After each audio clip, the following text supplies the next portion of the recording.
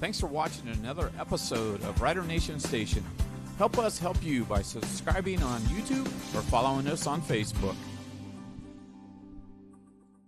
TSC has streaming television services available in the Gigahood, delivered over our blazing fast fiber internet. Choose TV to fit your family's needs. Enjoy our basic package with all the local channels, or try the extended basic package, the sports, news, music, and family entertainment.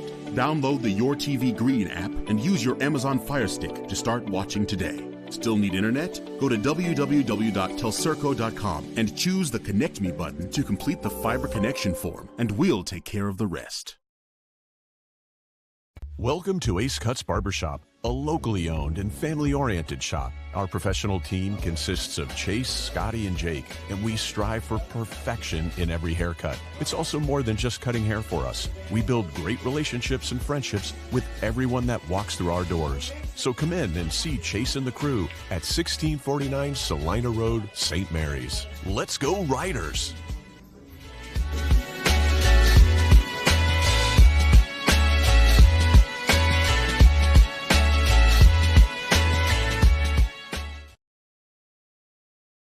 The St. Mary's Memorial High School Alumni Foundation is proud to support St. Mary's athletics. We invite you to become a member of the Alumni Foundation by checking out our website at www.mhsaf.com or checking us out on Facebook. Good luck, Riders. Oglaze Equipment Rental is your source for all your equipment needs. Whether you're a contractor or a homeowner with a project, we can help get the job done more efficiently. Check us out at 1900 Salina Road or oglazeequipmentrental.com or just call 419-394-7883. Oglaze Equipment Rental. Hello, I'm Dr. Robert Spees. Welcome to Spees Chiropractic and Wellness Center. As a family practice, Spees Chiropractic welcomes in patients of all ages. Whether this is your first time or you've done this before, Dr. Spees and his compassionate staff are here for you. What makes Spees Chiropractic unique is their three-tier approach. By using chiropractic care alongside massage therapy and physical therapy, all your healthcare needs will be treated compassionately and comprehensively. Spees Chiropractic. Make the right choice for your care. The importance of quality driver's education for our teens is essential. Capabilities has provided classroom and in-car driving instruction for St. Mary's and surrounding communities for over 20 years. Live classroom and online options are available for our students. Capabilities also administers the Ohio BMV driver's exam for our students and the general public. Contact Capabilities today to learn more about our driver's education services. Calling all riders. Salina Cycle Center has all of your motorcycle, dirt bike, ATV, and e-bike needs. Need tires, parts, cleaning supplies, and riding apparel? Salina Cycle Center has you covered. If your bike needs tuned up or accessorized, mechanic and owner Aaron Schmidt will have you back on the road or trails. Stop in and see us at 6869 US Route 33 or check out our Facebook page at Salina Cycle Center. Let's ride! Dr. Compton has been delivering quality chiropractic care for nearly 20 years. He's committed to helping you find relief as quick as possible so there's no lengthy care plans. At Neck and Back Pain Relief Center, most insurances are accepted and walk-ins are always welcome. Conveniently located in downtown St. Mary. To learn more, visit us online at smpainrelief.com and follow us on social media.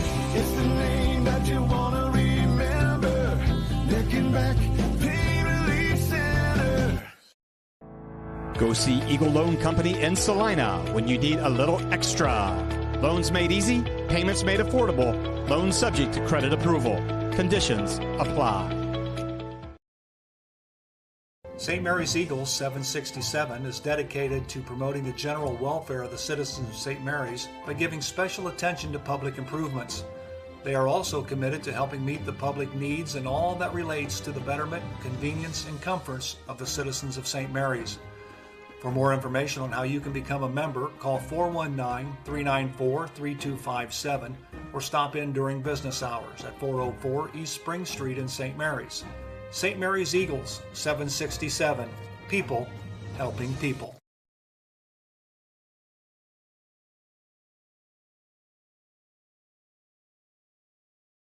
Buckeye League matchup between the Kenton Wildcats and the St. Mary's Roughriders. I'm Joe Hurlbert. I'll be bringing you all the play-by-play action of tonight's contest. Joining me alongside is Zach Farrell. Zach, a nice temperature-wise night for football, but a little bit on the overcast side. But I think the rain's going to hold off until tomorrow, so we should have nice conditions for a good ball game. I think we're hoping that the rain holds off for our sakes. Maybe not for on the field, because that'd be kind of good for St. Mary's to have some rain against the Kenton aerial attack. But yeah, it's 68 degrees right now on the field, overcast skies. It's starting to feel like football weather, though. It is. It's been like feeling like summer all year, so it's nice to have some colder weather here. Absolutely. Let's take a look quickly at the Kenton Wildcats. They're 1-7 overall, 1-6 in the Western Buckeye League. They lost last week to the Wapakoneta Redskins 37-6. Their head coach, Zach Turner. They come in averaging offensively 384 yards of game. They do that by averaging 71 yards per game on the ground. And obviously they will throw the football all over the football field. They're averaging about 315 yards per game through the air. They average about 21.5 points per contest. Of course, you're going to see the number one passing offense in the Western Buckeye League, but you're also going to see the number one rusher in the Western Buckeye League in Caleb Schmidt. Their defense, they give up about 379 yards per game total. They give up 189 yards on the ground, 189 yards through the air, and their defense gives up 42 points per game. The big thing about the Kenton Wildcats that stood out to me is their turnover ratio. They are minus 19 in that category. St. Mary's, on the other hand, is a +4. So obviously the turnovers have been the bugaboo for the Kenton Wildcats. Yeah, you're talking about the number one passing offense in the league, and yet they're only the number 9 scoring offense. Yes. So you have a team that's able to move the ball up and down the field, but they make a lot of mistakes. They make turnovers, and the Riders need to capitalize that on that tonight in order to keep the Kenton Wildcats out of the game and not let them get in the game early on. Wapakoneta Redskins were able to seal that last week after they scored 6 points. Wapak was able to score 37 unanswered points after that. I would like to see the Riders try to do that tonight. Let's see a running clock maybe. Well, their field general is freshman quarterback Xavier Gammon. He's thrown 235 passes, completed 187 for 79.6%. For 2,200 yards, he's got 12 touchdowns, but on the negative side, he has 10 interceptions. Of course, you will not see the Kenton Wildcats with pretty much nobody in the backfield. They'll put all their eggs in one basket. They'll put all, like 5 receivers out in the formation. So the defense for the Roughriders, the secondary is going to have their work cut out for them. Yeah, it's interesting watching them on film. It's nothing that we haven't seen before from Kenton. I don't see as many deep passes from Kenton, though, as we would normally see. It's a lot of short passes, a lot of screen passes. Unfortunately, we've seen the St. Mary's passing defense get eaten alive by that type of passing attack this year. The fortunate thing, though, for St. Mary's is that Kenton does not have a strong rushing attack to go with it. So maybe St. Mary's can adjust to that a little bit better than they have against other teams. So, they don't have to keep as many guys in the box like they did against Bath or Shawnee with good rushing attacks. Maybe they're able to play a little bit deeper, have some deeper safeties in there against Kenton and able to keep some of those guys in front of them, not give up big plays. Kenton will eat you alive on small plays, but then they'll make some mistakes. St. Mary's defense needs to let them do that tonight. Well, they're led on the defense by Gary Phillips. He's a 5'9" sophomore. He leads the Western Buckeye Leagues in tackles with 100. Of course, Taylor Compton was number 2. He has dropped down to number 4 in the Western Buckeye League in tackles. So we're going to see 2 outstanding defensive players on the field tonight. Yeah, Kenton traditionally against the wing tee has a tilted nose guard, and so they'll usually run we call it an odd front. So they'll have 5 guys across the front, over the tight end, over the tackle, over the nose guards, and then that nose guard will be slanted against the center. I loved it, though, as a center. I just thought it gave me an open hip to get myself on and push the guy out of the way. Yep. I never understood why they thought that it disrupted us, because we seem to always take advantage of it. We're also able to, and we'll see if that happens tonight, you're able to run a lot more straight dives against this because you have men on over the top of the tackles and guards. So that straight dive right through that hole is usually wide open if you can get some good movement. And Kenton has not shown that they have a good rushing defense so far this year. And also, we're going to take a break for the national anthem, but also on that slanted defensive nose tackle, nose guard, you just take him where he goes. Right. If he cuts across your face, you just take him right where he's going. They would run themselves out of traps so easily. Just move them the other way. So right now we're going to take a break for the playing of the national anthem by the Kenton High School Marching Band. When we come back, we'll take a quick look at the St. Mary's Roughriders when we come back right after this. In need of a marketing idea for your business or organization? From concept to execution, we are your go-to for promotional products, signage, apparel, print materials, graphic design, and fundraising. Freedom Marketing Strategies is a Roughrider-owned business with over 50 years of marketing, graphic design, and fundraising support. Call Sissy or Gail today to get started. St. Mary's traditions include football, SMAB, and Fowler's TV. Founded in 1957 by Richard and Peggy, Fowler's TV is celebrated, like a Roughrider first down, for its dedication to high-quality electronics, custom installations of indoor and outdoor TVs, Sonos sound systems, surveillance systems, and so much more. With 12 months of special financing available on approved credit, shopping local has never been better. Fowler's knowledgeable and friendly staff uphold the tradition of exceptional customer care, servicing only what they sell with the same or next day service.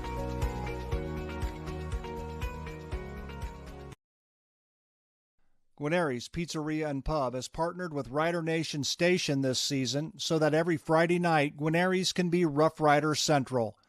Guarneri's will be streaming Roughrider football live every Friday night at 7, paired with your favorite Rider aid. Call Guarneri's during or after the game to place your pickup order for pizza, wings, or hoagies at 419-394-2244. Remember, Guarneri's, home of the signature Big Ralph.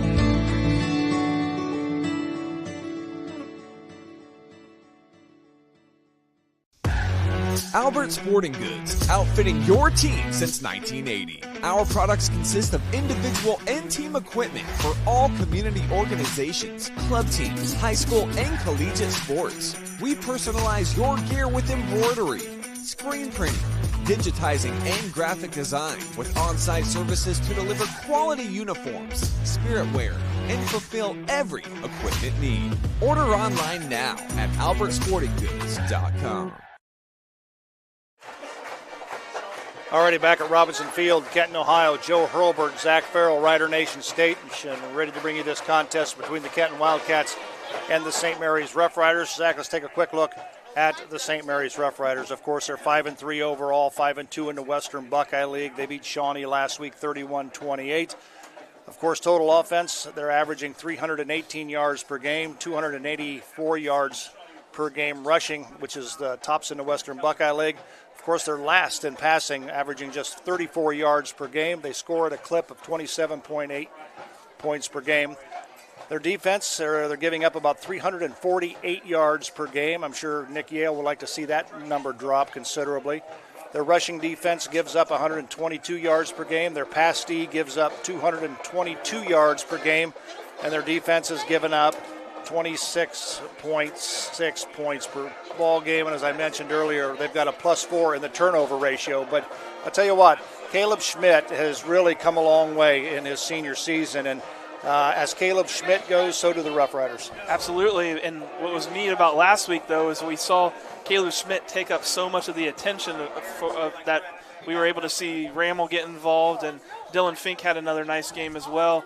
Schmidt still got his yards, but it was nice to see some other guys get involved with that as well. But sure, if Caleb Schmidt can run well, the Riders are going to keep feeding him the ball. He's had 6 touchdowns twice this season, and I have no doubt we'll see a healthy dose of Caleb Schmidt against this Kenton defense that has not been able to stop very many rushers in the WBL. Well, it was good to see, as you mentioned, Luke Rammel come to life last week. He rushed for about 107 yards on the ball game, so it was good to see him. And, of course, we had an opportunity to chat with him on the Bo Fry Show this week, so it was very good to talk with those young men. So right now the Kenton Wildcats are going to receive. So the Rough Riders will kick the football off, and Brady Triplett will be doing the honors there. Brady Triplett getting set to kick off for St. Mary's. Blaine Bushon, Maddox McFarland deep to receive for Kenton. Brady Triplett was able to put most of his kickoffs last week into the end zone. Unfortunately, he had, I think they had a penalty on an extra point. They got moved back 5 yards. He had to kick it for a second time. And then on that ensuing kickoff, he was not able to put it in the end zone. Just too much leg too soon, I guess, to be able to get it. But hopefully he's able to do it here. Of course, Brady Triplett and that kickoff team had a nice onside kick recovery. From this formation right here. Right. Beginning of the second half last week. Very nice. Kenton does not look like they are taking it they're taking it serious, because they were all in there ready for it to go, ready for it to potentially come. Back to return, I believe, is Maddox McFarland and Gavin Sealscott. It's a low liner.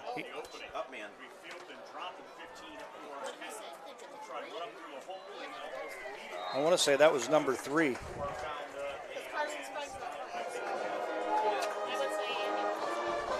I think it was. These numbers are very difficult to see. Actually, I think that was number 8, Carson Sprang. Okay. Well, we're going to apologize right out of the get-go because the numbers on the Kenton jerseys are going to be very, very hard for us to decipher from our distance from them. Especially the single digits. Exactly. So their quarterback is Xavier Gammon, the freshman. He's going to put the ball in the air right out of the bat. And it's number 22, Maddox McFarland. Maddox McFarland, 5'9" sophomore, has 57 receptions, 700 yards on the year. He's averaging 13.3 yards per catch and 4 touchdowns. And, of course, the Kenton Wildcats will very seldom huddle up. So we've got 3 receivers to the right, 2 to the left. Gammon, quick. We'll throw it out to number 1. That's Maddox Hummel. Hummel shakes and bakes, and he'll get another first down. By any chance remember the name of Hummel? Yeah. I think he's coaching Chase Hummel. Chase Hummel, yep. He's one of the coaches on the Kenton staff. He was a big receiver back in the early 2000s. Yes, he was. Gammon, quick. I think that's number 8, Carson Sprang. Nope, number 6, I apologize. Zane Perkins. Yep, Zane Perkins, number 6. There's a Roots Pub penalty on the play, though. I think we're going to have holding on Kenton. Flag on play. Indication is holding against Kenton. So the penalty will move them back. You can see that right there on the screen. I think number 18 just kind of pulled his guy backwards. So it'll be first down for the Kenton Wildcats. The ball is at the Roughrider 49-yard line. 3 receivers to the right, 1 to the left, lone setback. Gammon. 22. Pass was intended for McFarland. McFarland falls incomplete, brings up second down. No reason he shouldn't have caught that. Just dropped the ball at his feet. Second down and 18 for Kenton.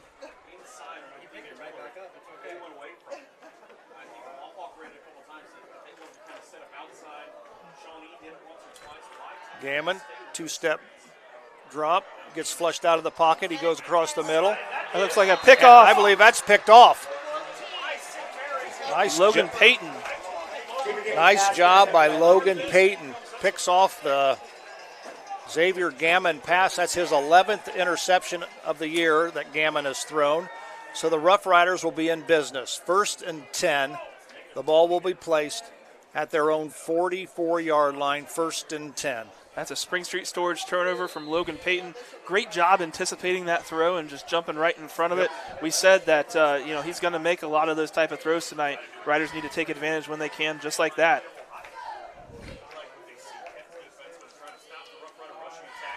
And there goes Caleb Schmidt. There he goes, untouched. Touchdown, Roughriders. First play of the game offensively, Caleb Schmidt. Well, you don't get a better looking trap than that. There's just nobody there. Watch this trap come across. Just a nice seal down. Beautiful looking wall there for Caleb Schmidt. Untouched. Wow. He's good enough. He could be touched a couple times and still make it to the end zone. He didn't need it that time. So Brady Triplett will be on to do the point after. Luke Rammel will hold.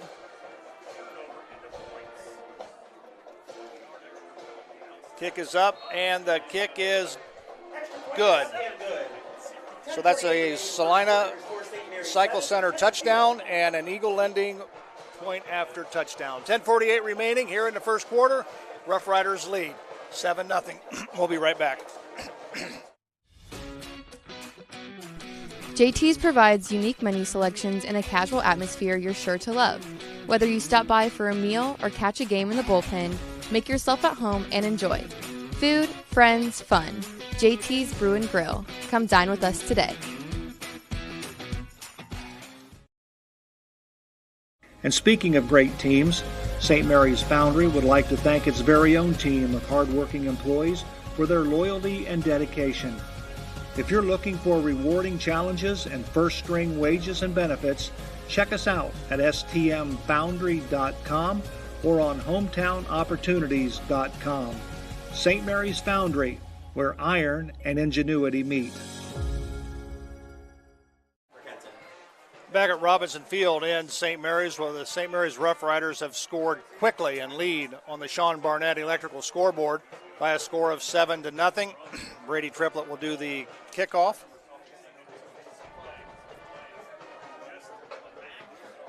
Which is being brought to you by our friends at Varsity Lanes. McFarland and Seal Scott will be back to receive the kickoff. Last time that kick was low liner. Be interesting to see if Brady Triplett keeps it low again. Might be a new strategy for the Riders here to try to pin him down deep. He puts a foot into it, and we got a flag on the play. It's probably going to be offsides for the Rough Rider kickoff team. So that's a Roots Pub penalty, and it's on the Rough Riders. They're going to march it back.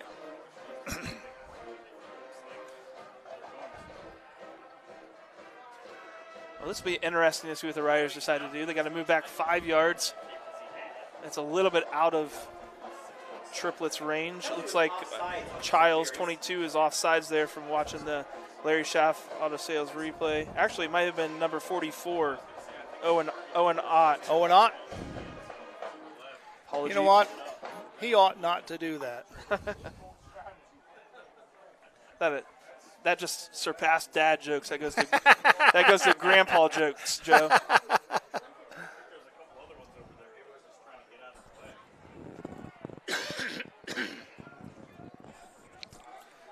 So they'll move the ball back 5 yards, and they'll kick it from the 35.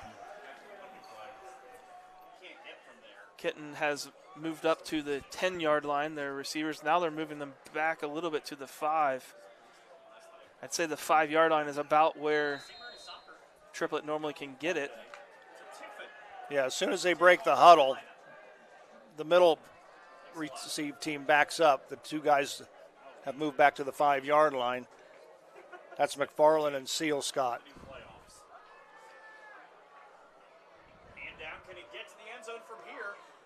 It's a low liner. That's going to be bounce into the end zone. It'll be a touchback. Great job from Triplett. Triplett captain of the soccer team. Soccer team is going to be playing at Tiffin against Salina this week. They did win the sectionals last night against Ontario. Yep. And I know Brady Triplett was named first team All-Western Buckeye League in soccer. great athlete, great asset for the football team and the soccer team, and it's great that both of them are being so successful here as the fall season gets into the playoffs. Xavier Gammon in the gun. Owen Ott contains him, has his hand, and it's a 32. Xavier Gammon sacked by Taylor Compton. Spring Street Storage sack for the Rough Rider defense. Good job there by Owen Ott, who, as I talked to him earlier this week on the Bo Fry Show, his job primarily is to keep contained. Yeah, do not let him get to the outside, and here comes Mullins. Yeah, Owen Ott did a great job with a swim move there, putting pressure on him, and then Taylor Compton cleaned up on that sack. Kenton, though, able to get some of that yardage back. Now they got a more manageable 3rd down and 7 here. That pass was caught by Zane Perkins of Kenton. It'll be 3rd down. We'll call it 7.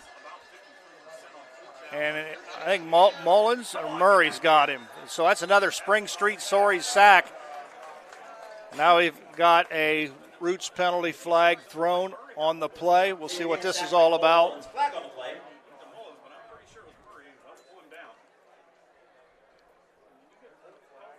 Face mask.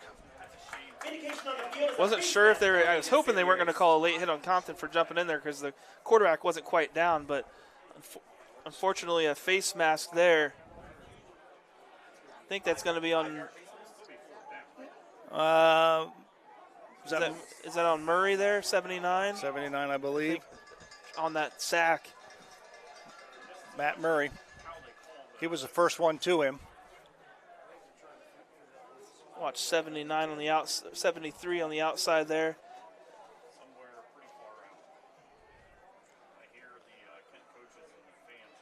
So it'll be 3rd down, and we're going to call it. Well, they haven't marched it off yet. They're just going to call it a 5-yarder, which I kind of wondered because which is basically unintentional. Right. It wasn't a huge grab. Right. It brushed it. It definitely jerked a little bit, but it didn't pull it. So that was a 5-yard face mask. Brings up 3rd and 5. So this is a money down for the Rough Riders. Xavier Gammon with the keeper. Tackled by Zach Myers. Fortunately, Gammon able to have a little QB draw there and get a 1st down. Pretty well blocked up front. Xavier Gammon's pass complete to Maddox Hummel. Maddox Hummel again on the reception from Gammon. We'll give him a gain of about 3 on the play. We'll call it 2nd down and 7. The ball is placed at their own 42-yard line. Rough Riders only have a 3-man defense at front, and here comes Murray. Or that was Mullins. Murray just about picked it off. That would have been a neat pickoff for Murray there. Unfortunately, wasn't able to get a piece of it, and Murray just sensed that screen and almost very nearly got a pick. That was really neat, but Matt Murray just jumped offside, and on a Roots Pub penalty flag, it'll be a 1st down by penalty. That 5-yard penalty brings up a 1st down Wildcats.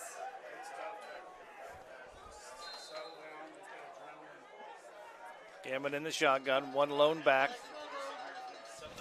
You know, the neat thing about Logan Payton's interception earlier is I believe Logan is the extra DB that comes in this nickel package. And he's not normally playing back there, so he's sort of the 5th or 6th guy that comes into the game, and he's able to get that pick early on. Pretty nice. That'll be 2nd down. We'll call it 7. Quick pass out. And it'll be close to a 1st down. Pass complete to Zane Perkins. Zane Perkins on the reception. John Youngs did a nice job of getting him out of bounds. He's got a yard to get the 1st down. This is an ace cuts money down for the Riders. Yes, it is. So right now it seems to me, Zach, that the there's a keeper by Gammon up the middle. Nice tackle by Logan Childs. It seems to me from their passing game, they're doing everything short. Letting the receiver get what they can. It's almost like they're lulling St. Mary's into a fake and go and going long. Yeah, I need to knock on wood, but I don't think he has a great deep ball. You know, this is their game. These short passes. This is This is Perkins. Nice move. He bounces to the outside. Touchdown, Kenton. Xavier Gammons pass completion. Zane Perkins to the house for a Wildcat touchdown. 25-yard pass completion from Gammons to Zane Perkins, and the Kenton Wildcats are on the board. A lot of missed tackles by the Rough Rider defense. Missed tackle there. Yeah, missed tackle there. Yeah, but a really bad missed holding call on. Yeah. On to attempt the extra point. Xavier Gammons to hold. On Taylor Compton.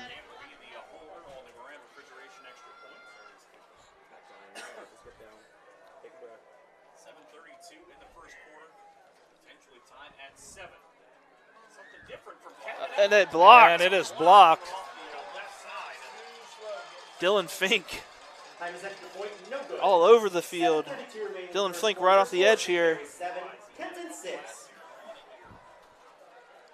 Alrighty, it's 7-6 on the Sean Barnett electrical scoreboard. The Rough Riders on top. We'll take a quick break. We'll come back with our Varsity Lanes kickoff return right after this.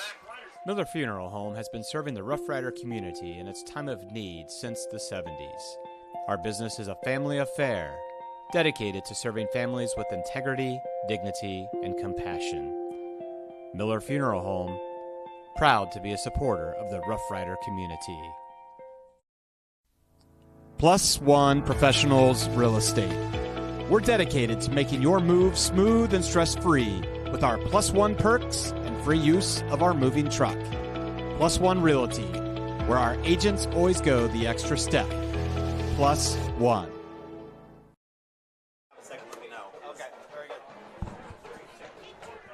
Alrighty, we're back at Robinson Field in Kenton, Ohio. Joe Hurlbert alongside Zach Farrell, where Leighton Heima missed the point after, and the Rough Riders hang on to a 1-point lead. This kickoff is being brought to you, as kickoff return is being brought to you by our friends at Varsity Lanes. Last week, Heima's kick hit one of the posts on their sole touchdown after point. Good job there by the hands people. Yeah, Kenton, I don't know if they can't kick it deep or if they just... That was Luke Rammel. Yeah, Luke Rammel did a nice job of stopping that. I don't know if Kenton can't kick it deep or if they just decided that they didn't really want to because if they were trying for an onside or something, I don't think they have a lot of faith in their defense after that first play. So the Rough Riders will have it 1st and 10 at their own 43-yard line.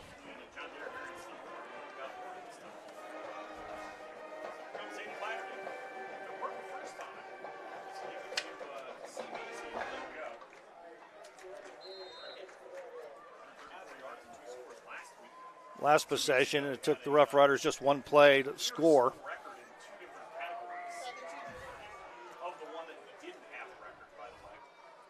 Meinerding turns. Fullback, gives the ball to Caleb Schmidt. Just a little fullback dive there from Schmidt. Still had a lot of room to run and able to get a good solid 8 or 9 yards out of that. I guess you can't score on every single play. I guess not. We'll try. So to bring up 2nd down and 3, we'll give him a gain of 7 on the play. Luke Rammel will go wing to the right. Fink and Caleb Schmidt behind Meinerding. Now they're going to switch. Rammel. That's a Fowler TV first down, but here's this thing about Luke Rammel, and he's done that very good all year, that sweep. He breaks a couple of tackles. There's nobody between him and the end zone. He does such a great job of waiting for those blockers to get engaged and then planting his foot and just going vertical. He's so quick when he goes vertical. Yeah, we'd like to see him just, if he could run through a couple more tackles, he'd really do some damage in the secondary. 1st and 10 for the Rough Riders. Ball is placed at the Kenton 46-yard line.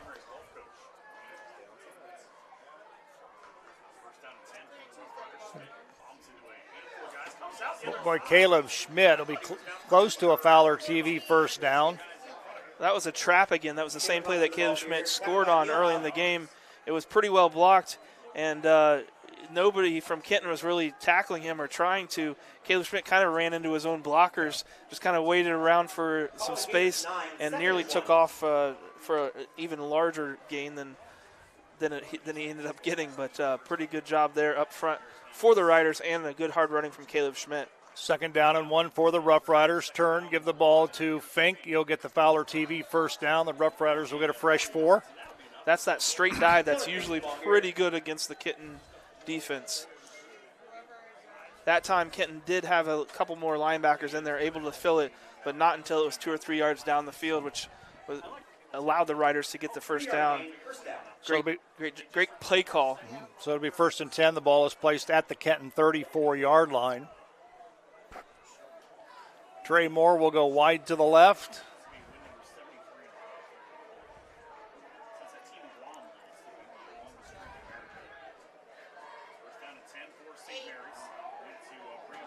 That's Rammel. Luke Rammel breaks the first tackle. Second effort gives him an extra 5 yards on the play. We'll give him a gain of 8 on the play. We'll call it 2nd down and 2. Yeah, the Kenton linebacker shot the gap and got into Luke Rammel's feet, but it wasn't not wrapped up well or anything, so Rammel was able to run right through that and get a nice little gain there on that dive.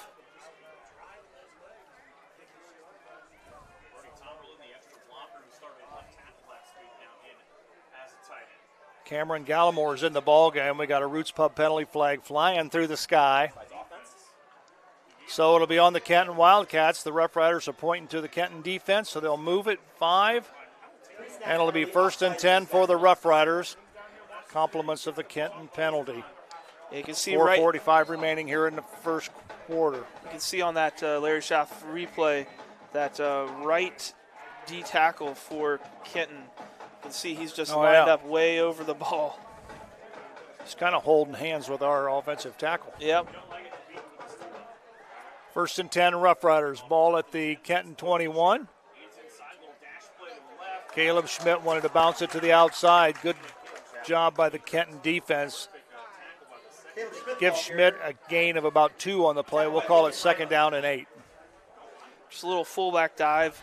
Schmidt didn't have really any blockers in front of him when he bounced it to the outside, but he did a good job of getting what he could. And a good job by the Kenton defense of wrapping him up, because he is not an easy guy to tackle, as we've seen. Rammel will go wing to the right. Look for the Rough Riders to possibly shift. Nope, they're going to run it straight. Dylan Fink is going to bounce to the outside. Little juke, a spin move. It'll be a Fowler TV first down, and he dives toward the goal line, but he'll get inside the 5-yard line. Nice run by Dylan Fink. Dylan Fink is so dangerous when he gets out in space. Great job, Dylan Fink. Look at him out here. He's just on his own, on his island. It's like an isolation play in basketball. Takes a guy on, breaks it, spins around. Honestly, just kind of tackled himself there at the end. He keeps his balance. He's running into the end zone. They're going to call it 1st and goal for the Rough Riders at the 5. Full house in the backfield. Caleb Schmidt bounces off of one. He's going to be close to the goal line. He's not in. They're going to mark him just short of the goal line. He just ran into his own blocker that time, but when you're that close to the goal line, you just kind of want to put everybody in the end zone with you.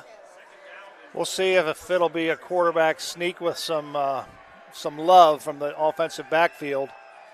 See if Minerding keeps this one. Less than a foot. He's going to hand it off. Turn, give it to Schmidt. Caleb Schmidt. Caleb Schmidt with the Rough Rider touchdown. That is a Salina Cycle Center touchdown for the Rough Riders with the Eagle Lending point after coming. Second of the night for Caleb Schmidt. That's his 24th touchdown on the season. Brady Triplett on to try the point after. Out of the hold of Luke Rammel.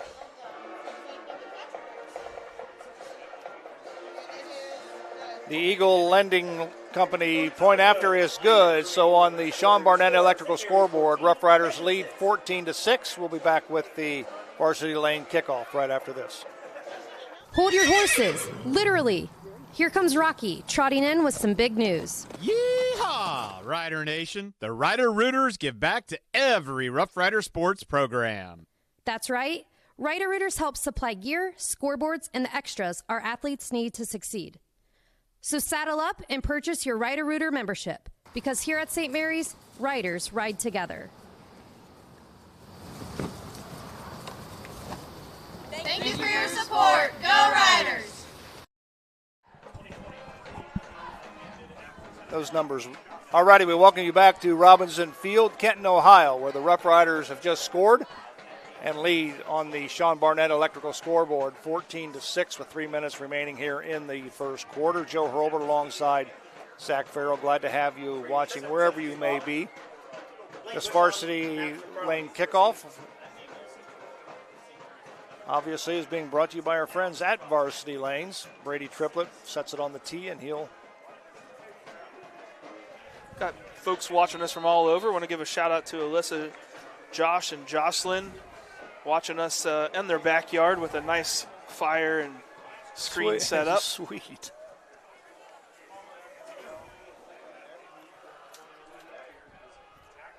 McFarland and Seal Scott back to receive the kickoff for Kenton.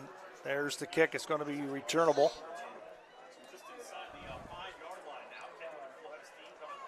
I believe that's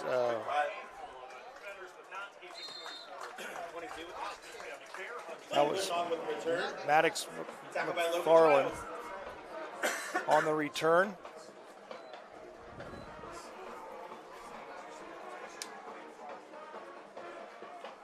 So it'll be 1st and 10 for the Kenton Wildcats. The ball will be placed at their own 31-yard line.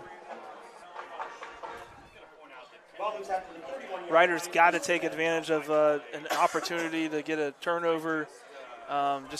Unfortunately have not shown that they can stop a lot of these Kenton plays. Look at the defensive lineup. 3 offensive linemen, 8 defensive backs.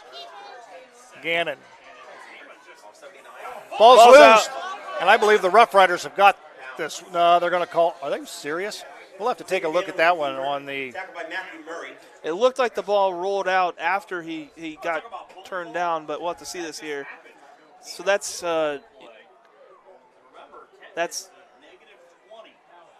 his back was on the ground when the ball came out, so obviously he was down.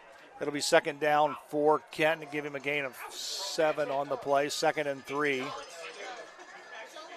Xavier Gammon, a 5'11" freshman. Yeah, I think really Taylor Compton really the only true linebacker still in the game. Riders going all DBs, which is traditional against Kenton. You know, Zach, we talked about this on the ride up. Of course, Kenton is notorious for this. Of course, Xavier Gammon is a freshman. I think what their philosophy is, we'll take our lumps this year and then watch him mature over the next 3 years. Oh yeah, absolutely. It's a little bit of a sacrifice for a year like these seniors potentially on Kenton's team this year that are 1-7 right now. But McFarland and Hummel, his 2 receivers, will be back as well with him. Right. The only one that they will lose is Perkins, who's a senior. Yeah, but they get he gets crazy great experience this year. Without question. He's understands the plays. He's only going to get better at that, get more accurate, hopefully not throw as many interceptions. Some sort of delay here on the field, not sure exactly what's going on. I think maybe the officials are concerned that Kenton's running plays. Oh, the play clock. Looks like the play clock is out or not working on one side of the field. Okay, so officials just wanted to let everybody know that the play clock is going to be kept on one side of the field. Yeah, they got to be off. They're telling them to turn this one off because both sides have to have the same. Gotcha. If one's not working, the other one goes off too. We're working on it. Well, it's a simple process. You just turn the switch off. It must not be that easy.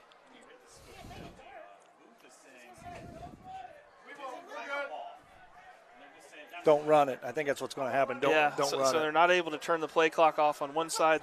On the other side, it's not working.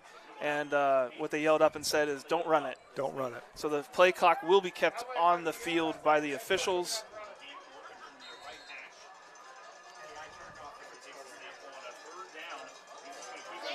Gammon. He'll be close to a first down. I don't think he's got it. So it'll bring up 4th down and short. They're going to say he's a yard short. It'll be interesting if St. Mary's puts an extra D lineman in the game or not. There's some extra offensive linemen coming in the game for Kenton. Mark down at the 40-yard line, 4th and 1. 4th and 1.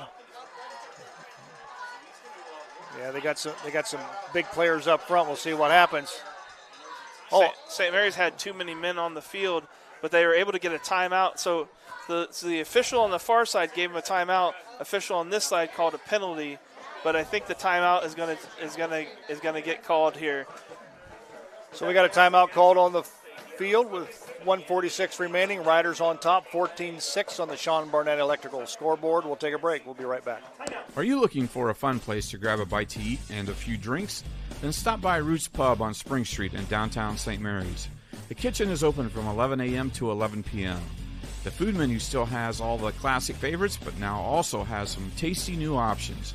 Roots Pub always has a game on and has live entertainment every weekend from some of the best bands around. Check out our Facebook page for a full entertainment schedule and daily food specials. Roots Pub, your go-to place for great food, cold drinks, and a fun atmosphere. Back at Robinson Field, Joe Hurlburt alongside Zach Farrell, Rider Nation's station, where it'll be 4th down and less than 1 for the Kenton Wildcats. Gammon in the shotgun, one setback beside him. Now he goes under center, turn. It'll be, mercy, nice stick by Logan Childs. Yeah, that was a handoff to number 18, Alex Rogel. Pretty good job up front of creating a pile. That's what you want to do, but a better job on the Kenton side of finding a little bit of space to get that yard and a half. 1st and 10 for Kenton. Ball is placed at their own 42-yard line. Gammon, plenty of time. Here comes Ott. Looked like a face mask. Ott grabbed him by the face mask, but they're not going to call this one. Yeah, they did. They did grab that one. We'll see it here on our Larry Schaff instant replay. There, he got him there, but they're not calling anything. They're not moving. They're not moving it. It probably would have been a 5-yarder, but it was not called. Yep. 7-yard loss on the play. 2nd and 17.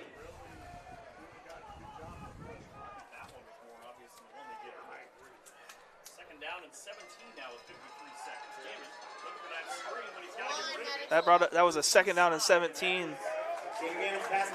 Now we got a Roots penalty flag thrown after the play.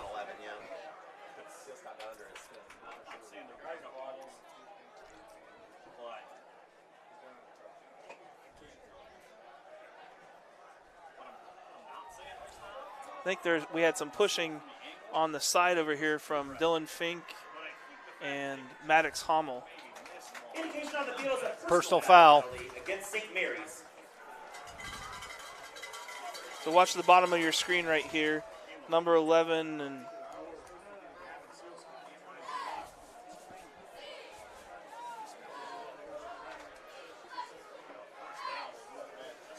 so that'll give the Kenton Wildcats a 1st down on the personal foul by the Rough Riders. Gavin Seal-Scott. Well, it's not a 1st down. What's this? Scoreboard says 2nd and 2. Now they said 3rd and 2. So this is going to be an ace cuts money down for the defense here. Yes, it is. Gammon is going to keep it. He's going to bounce to the outside, and he'll pick up the 1st down. Grady Hughes in on the stop for the Rough Riders.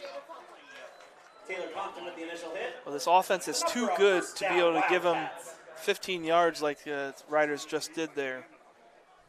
You had them right where you wanted them, 3rd and 17 coming up. 25 seconds remaining here in the 1st quarter. Gammon goes back to pass, goes across the middle deep, and it's going to be a touchdown. I believe that's going to be Seal-Scott. Gavin Seal-Scott. Of course, the Rough Riders missed a tackle. Yeah, there's too many Rough Riders around him not to make that play. I don't understand what they're looking for. You have 3 guys there. Hughes and Childs. 2 guys behind him, 1 in front of him. So the Kenton Wildcats score. Of course, it's what we talked about just a moment ago. Now they're starting to throw the football a little bit deeper down the field because they've got the Rough Rider defense focusing on that short passing. And Gammon attempts the 2-point conversion, and he's going to be short. 17 ticks remaining here in the first half, 14-12 on the Sean Barnett Electrical scoreboard. We'll step away. We'll come back right after this. Fellowship of Christian Athletes is a middle school and high school club looking to spread God's love throughout numerous schools and communities of our local area. FCA's favorite play of the game is both teams joining together in prayer at the conclusion of the game. God bless you, sports fans. Buffalo Wild Wings in St. Mary's, proud to support Rough Rider Athletics and the Memorial Student Athletes. Join Buffalo Wild Wings for each Rough Riders football game streamed on Rider Nation Station. Buffalo Wild Wings. Wings, drinks, sports. Back at Robinson Field, Kenton, Ohio. Joe Hurlbert alongside Zach Farrell, Rider Nation Station. Glad to have you along. 17 ticks remaining here in the first quarter. Kenton hanging tight with the Rough Riders. Of course, in that particular drive, a personal foul gave them 15 yards, and then missed tackles on the touchdown gave them the score. So saw on your Rough screen, Riders are going to have to clean it up. Saw on your screen there our tip jar. It's getting into the playoff times, and so we are hit up a little bit harder by the state of Ohio through OHSAA for fees when we go to bring you some of these playoff games, both in soccer and football. So we really appreciate those that are able to donate to our tip jar to be able to keep Rider Nation Station going here in the playoffs. Here comes Caleb Schmidt. He's to the 47-yard line before he's brought down. Nice return by Caleb. And that's not who you want to kick it short to, right? No, not him. Great blocking up front from that kick return team, though. Nobody really was able to touch him until 20 yards up the field on that return. Great job, Caleb Schmidt. Got people watching us from all over the country tonight, Joe. I want to give a big shout-out to Doc Keithley watching us from Phoenix, Arizona. Very nice.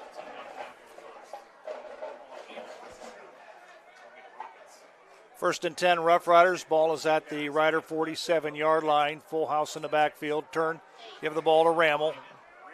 Rammel across the 50 to the 49 into Kenton territory. That's going to be the end of the first quarter with the score on the Sean Barnett Electrical scoreboard. St. Mary's Rough Riders 14, the Kenton Wildcats 12. We'll be back right after this. I'm Larry Gruber, longtime educator and St. Mary's wrestling coach. If you're in need for any electrical upgrades, whether big or small, for your business or home, reach out to Sean Barnett Electrical at 567-259-8343. Trying to do electrical work on your own can be shocking and painful. Yow! Hi, I'm Sean Barnett with Sean Barnett Electrical for your home or your business, and I do support this bench. Are you in the need of storage space? At Spring Street Storage, we have several units to help organize your life. From 10 by 10 to 10 by 30, we have units to keep your valuables dry and clean.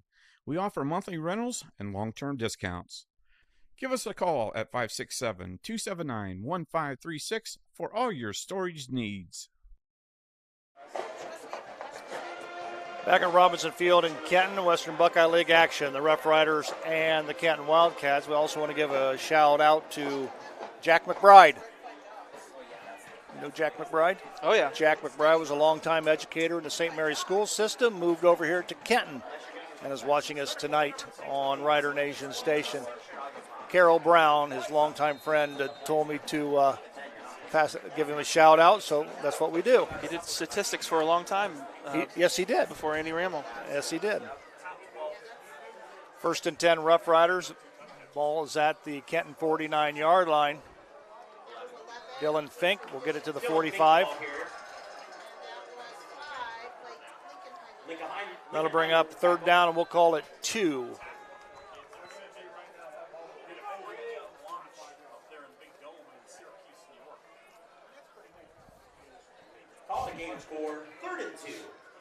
After that first quarter, St. Mary's sitting with 112 total yards, Kenton with 161.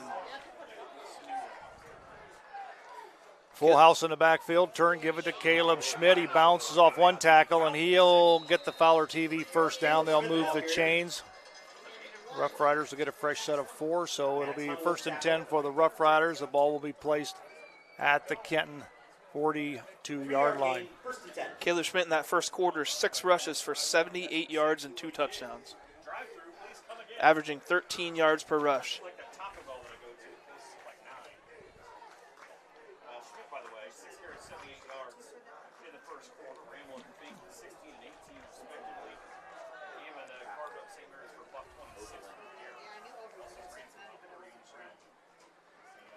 Yeah, he's Caleb Schmidt on the year has 1,347 yards entering tonight's ball game.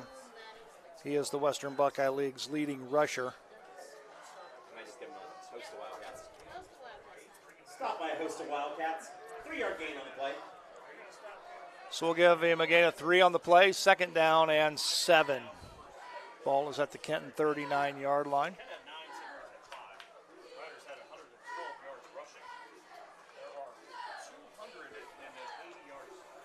Riders' content seems like to slow down and use up some of the clock. Riders shift to a wing to the left.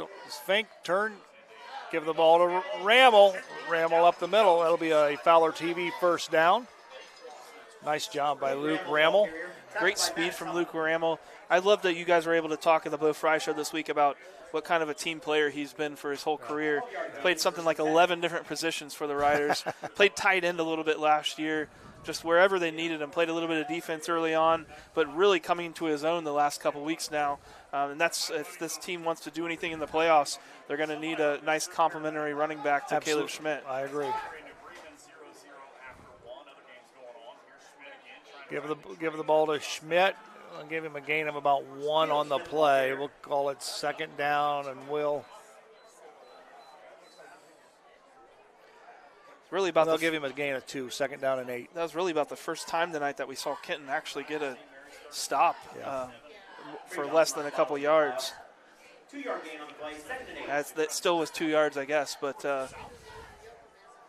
first time Caleb Schmidt looked bottled up yet tonight.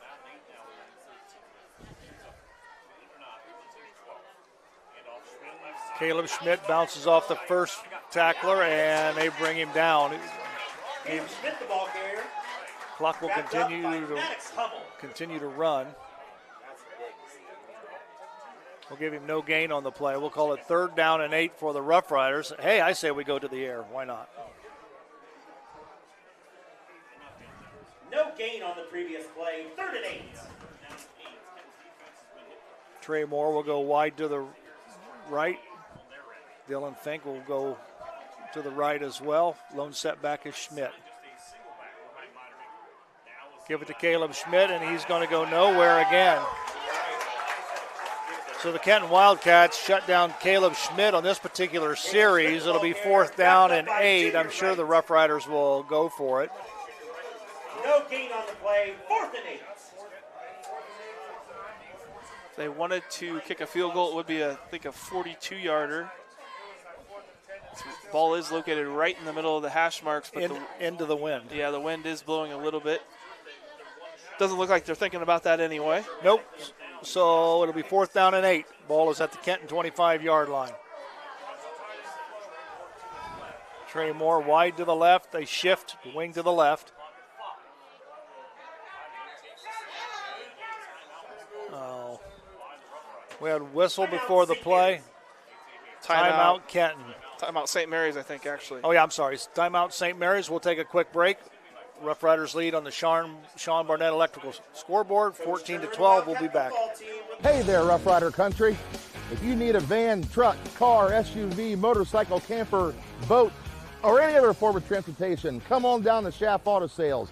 I know you got vehicle needs, and I got needs too. I need to know that you got the right kind of truck to get the job done. And I need to know that you got a fun set of wheels to cruise around in. And I need to know that your kids are safe when you take them for a ride. Thanks, Aaron High, the car guy. I'm Aaron High, the car guy with Schaff Auto Sales. I sell cars to Rough Rider fans because that's what I am, and that's who I care about.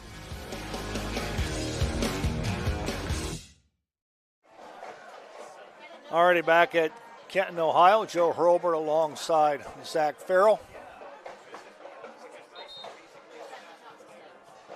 Just saw the Riders think about running a counter play on 4th and 8. Looked like it was pretty well blocked. There wasn't anybody on Kenton on that side, but we heard the Kenton coaches up here in the press box calling it out, so they weren't surprised by it at all. Trey Moore wide to the right. Dylan Fink. No, he's on his feet. And he scores. Unbelievable. Unbelievable play by Dylan Fink. Salina Cycle Center touchdown by Dylan Fink. I thought he was shoved out of bounds. He was dead to rights, Joe. I mean, he was 5 yards before first down here. There. Boom. They just expect him to go down, and he refuses. Dylan Fink. What a just athletic ability there. Keeps his balance, gets the first down, and nobody's there right to the end zone. Brady Triplett on for the Eagle Lending Company point after, and it is good. So it's 7:32 remaining here in the first half on the Sean Barnett Electrical scoreboard. It's the St. Mary's Roughriders 21, the Kenton Wildcats 12. We'll be right. TSC is bringing fiber optic high-speed internet to your rural community. Power your household with upload and download speeds as high as 1 gigabit. GigaSpire technology provides blazing fast speeds and whole home coverage so you can enjoy an unrivaled online experience. At TSC, we look forward to bringing you hometown local service, saving you money, and welcoming you to the TSC Gigahood. 7:32 remaining here in the first half from Robinson Field in Kenton. I tell you what, when you looked at that instant replay, you could see where the two Kenton players, they had him, like you said, dead to rights. And they kind of like collided and knocked each other off, and good balance by Dylan Fink. He was able to take it the rest of the way to the house. Took a huge shot to his helmet. Yes, he did. But able to keep his balance and stay in bounds somehow. Watch this again here. Kenton lowers his shoulder into Dylan's helmet, and he just spins around and runs out of it. That's just athletic ability from Dylan Fink. Great job. This Varsity Lanes kickoff is brought to you by our friends at Varsity Lanes in St. Mary's. Brady Triplett on to do the kicking off. Of course, now he's going to be kicking into a slight wind, which was right into his face.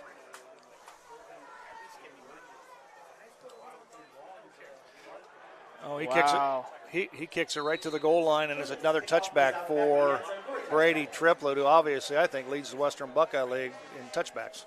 Yeah, it didn't really matter that he had some wind in his face because he kept the ball low, and he is just so talented. Yeah. I'll tell you, we had him and Aiden Meinerding on an episode of the Bo Fry Show earlier this year, and I'll tell you what, they very nice young kids.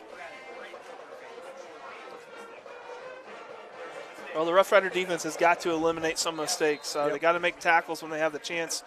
They got to not give up penalties yardage.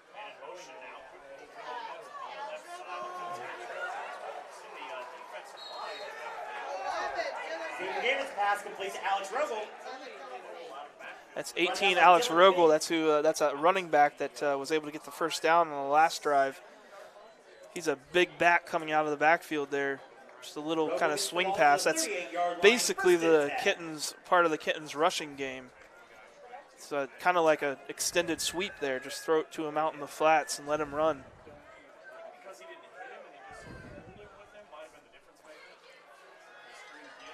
Gammon passes, and it's caught. Looks like it's caught by Maddox Hummel. Looked like a dangerous pass. I wonder if Trey Moore. So the Kent player lost a helmet, so he'll have to come off for one play. It'll be second down. We'll call it 1 for Kenton at their own 47-yard line. Yeah, the thing I'm noticing about Xavier Gammon is he really telegraphs his passes. He's watching exactly where he's going to throw the ball. Tackled by John Young. Zane Perkins gets the reception and the first down for Kenton. Myers in on the stop for It's a gain of 4 and a first down, Wildcats. St. Mary's. It'll be first 39-yard line of St. Mary's.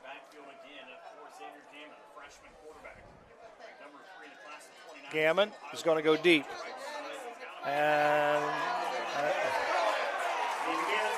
John Youngs is going to be flagged for interference. That's a Roots Pub penalty on the Rough Riders. Yeah, just he didn't look back for the ball at all. Kind of got into his man while the ball's in the air. Well, it looked like he slowed down to make the reception, and Youngs couldn't adjust. So if Youngs would have had his head turned around trying to go for the ball a little bit more, he may have been okay there because the Kenton receiver was coming back to the ball. But when you just kind of run straight down the field, they're going to call that every time. Matt Murray guilty of jumping off sides. Offsides against St. Mary's. 5-yard penalty, 1st and 5. 1st and 5 for the Kenton Wildcats. I'll tell you what, you cannot give Kenton any more yards. Yeah, they're doing a good enough job on their own. Exactly.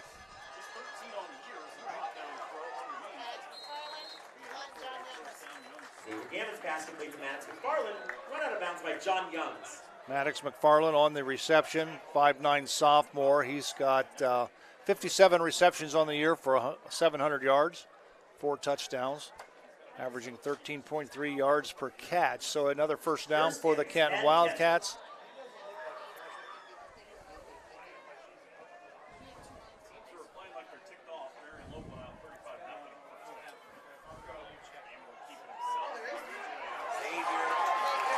And touchdown. Xavier Gannon, the quarterback, just a freshman, pulls it down and takes it to the end zone. So the Kenton Wildcats hanging tight with the Rough Riders. And nobody up front able to get in there and get any kind of pressure. Gammon's got a lot of space downfield. Everybody downfield had their backs turned to him, kind of looking around until it was too late. So when you have three defensive linemen rushing the passer and something like that happens, who's the next line of defense? Well, you got. Usually they've had one linebacker being Compton, but you hope that you have some of the defenders in zone, so maybe they can be looking forward a little bit more. They're not in man, just chasing their guy around, but they've certainly run draws enough that you think that that some of the defenders would know that that's a possibility. 4 receivers to the right, pass in, and what a catch. 2-point conversion is good. 2-point conversion is good. To Zane Perkins, what a reception by Perkins. Lays out, got it. So with 5:59 remaining here in the first half on the Sean Barnett Electrical scoreboard, it's the Rough Riders 21, Kenton 20. We'll be back right after this. Hi, I'm Jay Gibson, proud owner of Varsity Lanes since 2003. Visit Varsity Lanes for exceptional fun and mouth-watering food. Opt for our classic ham and cheese or choose from various other delectable options. Every Friday night, join Rough Rider fans in the lounge for food, drinks, and St. Mary's football. Can't make it? Takeout and delivery services available. Varsity Lanes is your go-to spot for daily lunch specials and dinner options. Whether you dine in, take out, or opt for delivery, Varsity Lanes, locally owned and operated, and the home of state bowling champions, and where amazing dining meets fun. Tempted? Visit or call us now. Have you made the call yet? We did. 5:59 remaining. This kickoff return is being brought to you by our friends at Varsity Lanes. Back to receive the kickoff. The man in the middle is Trey Moore.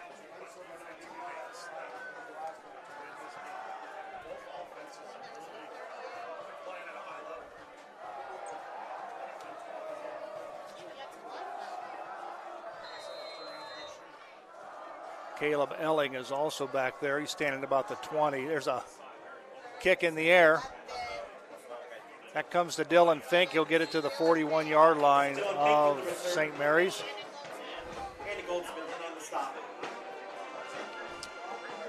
So 5:55 remaining here in the first half. We'll see if the Rough Riders can put another one in the end zone. The Kenton Wildcats Zach are not going away. No, the Riders have shown really no ability to get stops on defense. And when you're playing a team that's this good offensively for Kenton, has this much ability, we talked about that before the game, that they have the number one pass offense in the league. They have a ton of yards. They just haven't scored a lot this year. But the Riders have let them score on almost every drive tonight. Fink gave him a gain of about 2 on the play. We'll call it 2nd down and 8. Keep in mind, as we mentioned in the pregame, the Kenton Wildcats are averaging 21.5 points per game. With 5:40 remaining here in the first half, they already have 20. Yeah, and the problem with not putting a team like this away and letting them stay in the game is this defense is starting to have a little bit more energy about them and starting to find themselves in better position to make plays on some of the Roughrider rushing attacks. Yep, we've seen him stop Caleb Schmidt on 3 successive plays for little to no gains. Should have stopped Dylan Fink, probably. Well, they should have stopped him on that, but yep. Fortunately for the Roughriders, he was able to maintain his feet and score. And here he comes again. Shake and bake by Fink, and he'll get to the 41-yard line of Kenton. It'll be a Fowler TV first down. He's so knackish when it comes to those moves out there as he's running. Just look at him. Is that a pancake block? Yeah, some great blocking up front, but it's just when Dylan Fink touches the ball, he's going to make a move and make a guy miss. I think that was Savion Murphy. We had him on the Bo Fry show this week, too, with the pancake block right there. Nice block. 1st and 10, Rough Riders.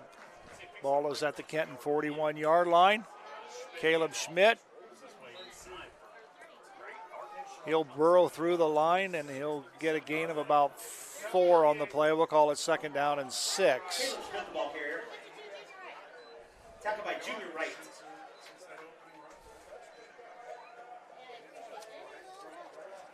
Rider offense definitely got a boost from that Dylan Fink play there. They got a lot more energy about them. You can see a little bit of kippage coming from, Kenton's kind of getting in their face a little bit more here defensively.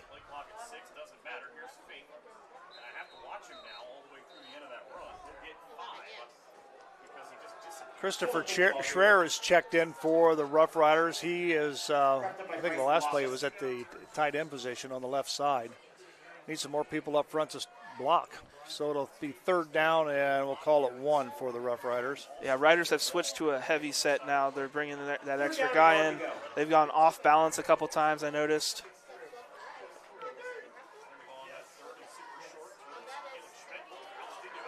Well, Caleb Schmidt is finding the going extremely tough. This Kenton defense has a bullseye on his back. Well, he got stopped pretty good at where he hit the pile. The good news is that pile was a yard or 2 down the field. It's 4th down. It was really close to a first down. They got about half a yard to go. So we'll see if the offensive line can get him a half a yard.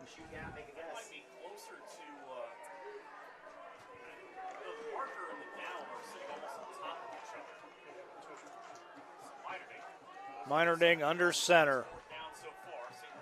Turn, give the ball to Schmidt. He dives through. He'll get the Fowler TV first down as he gets it to the 30-yard line, so they'll move the chains and restart the clock. Ball moves down to the 30-yard line, 1st and 10.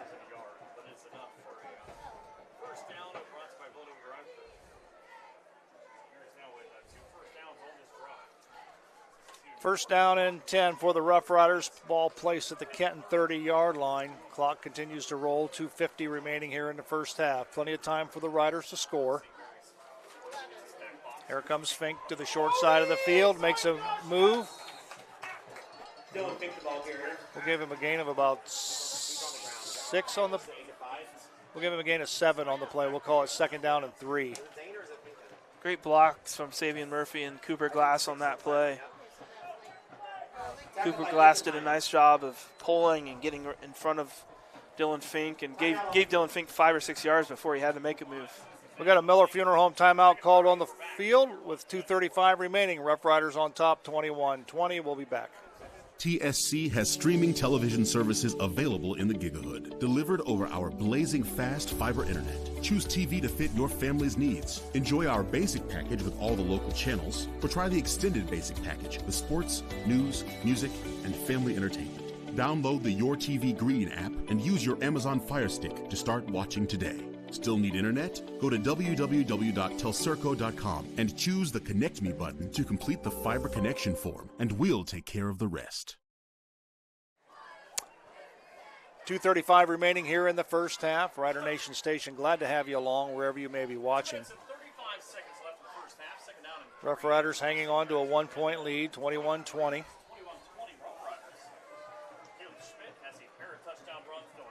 I just mentioned something to Zach about the Rough Rider offense. It appears to me that we are extremely right-handed. Seems like a lot of plays are going to the short side of the field. Well, of course, the theory over there is that there's one less player to block. And I get that. But when you got a running back like Luke Ramble who could cut the corner, Dylan Fink goes up the middle. He's rattled around inside there. Good defensive stop by the Kenton Wildcats. We'll call it 3rd down and 2. Gave him a gain of 1. Initial hit by Trey Johnson. Yeah, the Riders have not shown a great ability to run to the left side, though, a lot this season. True. It's definitely been good to mix it up when they've done that. I also wonder if they're running towards Kenton's weak side. Looks like a little bit bigger players on their Kenton's right side. Fink again, he'll cut it up, squares his shoulders. That'll be a Fowler TV first down. That'll stop the clock while they move the chains. So, Riders happy to let this clock continue to click down here. Do not want to give the ball back to Kenton with very much time on the clock. We're here. Get up by 1 score, get the ball back at half, and get up by 2 scores. That's going to be huge since your defense hasn't really shown that you can stop Kenton so far. Meinerding under center.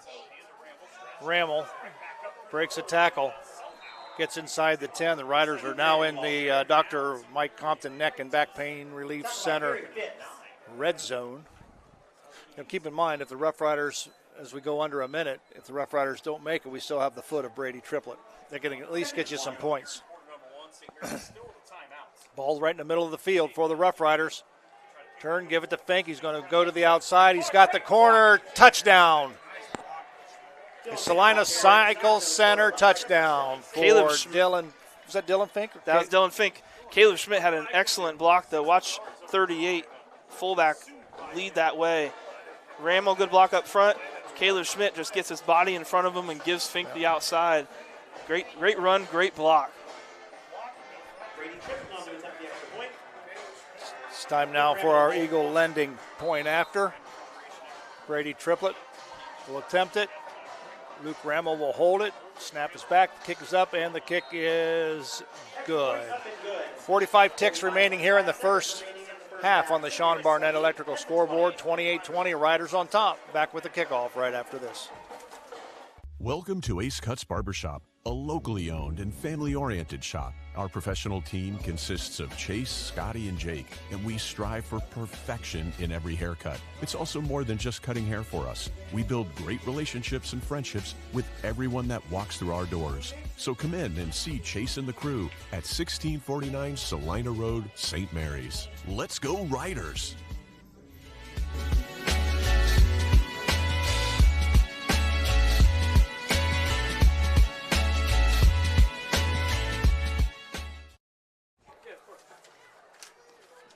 Alrighty, back at Robinson Field in Kenton, Ohio. Don't forget, right at the end of the half, we'll have our big Rough Rider replay, and then we'll come back and give you Rough Rider trivia for week number 9. It's a good one.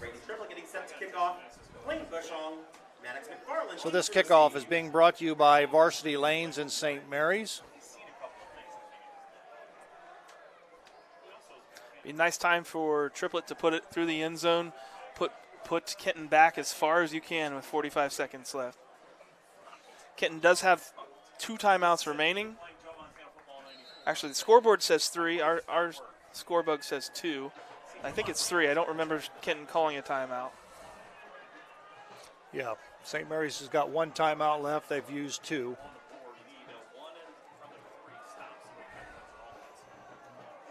McFarland and Seal Scott back to receive the kickoff. He's got this one back, and it'll be taken at the 3. Ball's loose out on the ground. And let's see, I think we'll wait for the official signal. Kenton got it back. Wow. I think number 8, Carson Sprang, fell on the ball, just right place at the right time, because there were nothing but other riders around him. That ball just got knocked out by Owen Ott. So the Rough Riders will have 3 defensive linemen, Owen Ott, Mullins, and Murray.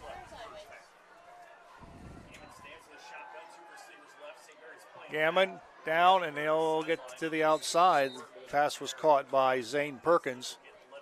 Xavier Gammon's pass complete to Zane Perkins. Steps out of bounds. Stop the clock. Zane Perkins, a 6'2 senior, gives them great leadership in that wide receiver core. Just an easy little stop route there. Kenton's looking at the sidelines. Maddox McFarland on the reception, goes out of bounds. Gammon took a big hit on this play, Joe, right after the pass. Good job from Murray there. Not too late, I don't think. Just in his face there right as the ball's thrown.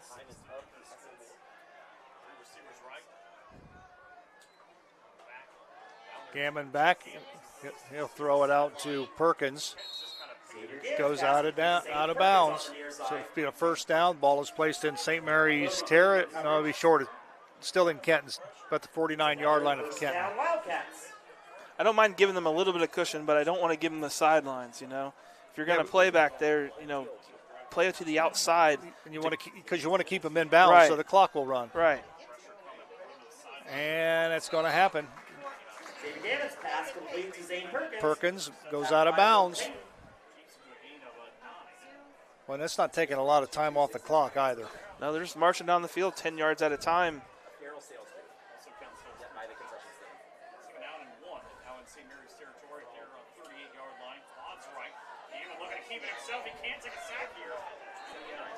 That's a Spring Street Storage sack. We'll see if Kenton will take a timeout. The clock has stopped. Yeah, I don't understand that play call at all there. That was a called draw. You can see his lineman running forward.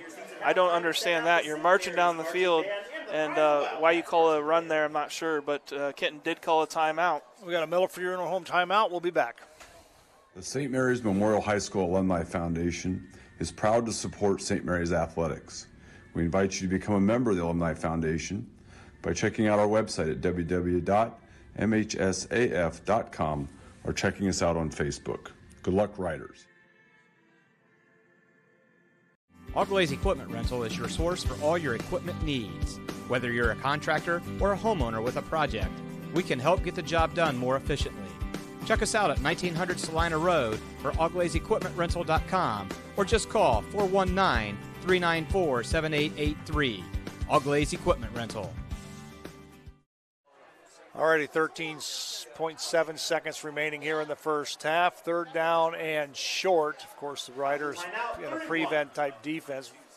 I think Kenton maybe thought they could get a first down and get the clock stopped, but that's pretty risky with just one.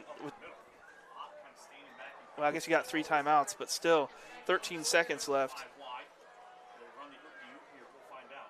Xavier Gammon has a man in motion. He'll go back. 3-step drop. He's flushed out of the pocket. And he goes across the middle, and the pass is complete. Thought there could have been a hold call there. Let's watch some of the Maddox McFarland on the reception. Watch Ott's jersey there get kind of ripped as he's swimming around 57 on that outside. Not called, though. So we got a Miller Funeral Home timeout called on the field as the ball will be placed at the Roughrider 17. We'll be back with the final 7.6 seconds right after this.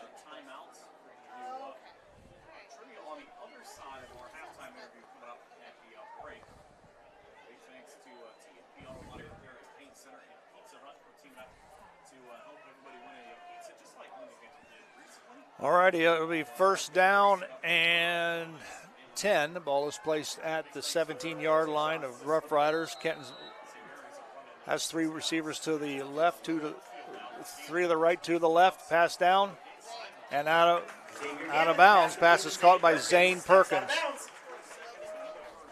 4 seconds left here. This is insane. This is insane. Now we got a Miller Funeral Home timeout called on the field. Zach and I are going to talk this one over. We'll be back right after this. Hello, I'm Dr. Robert Spees.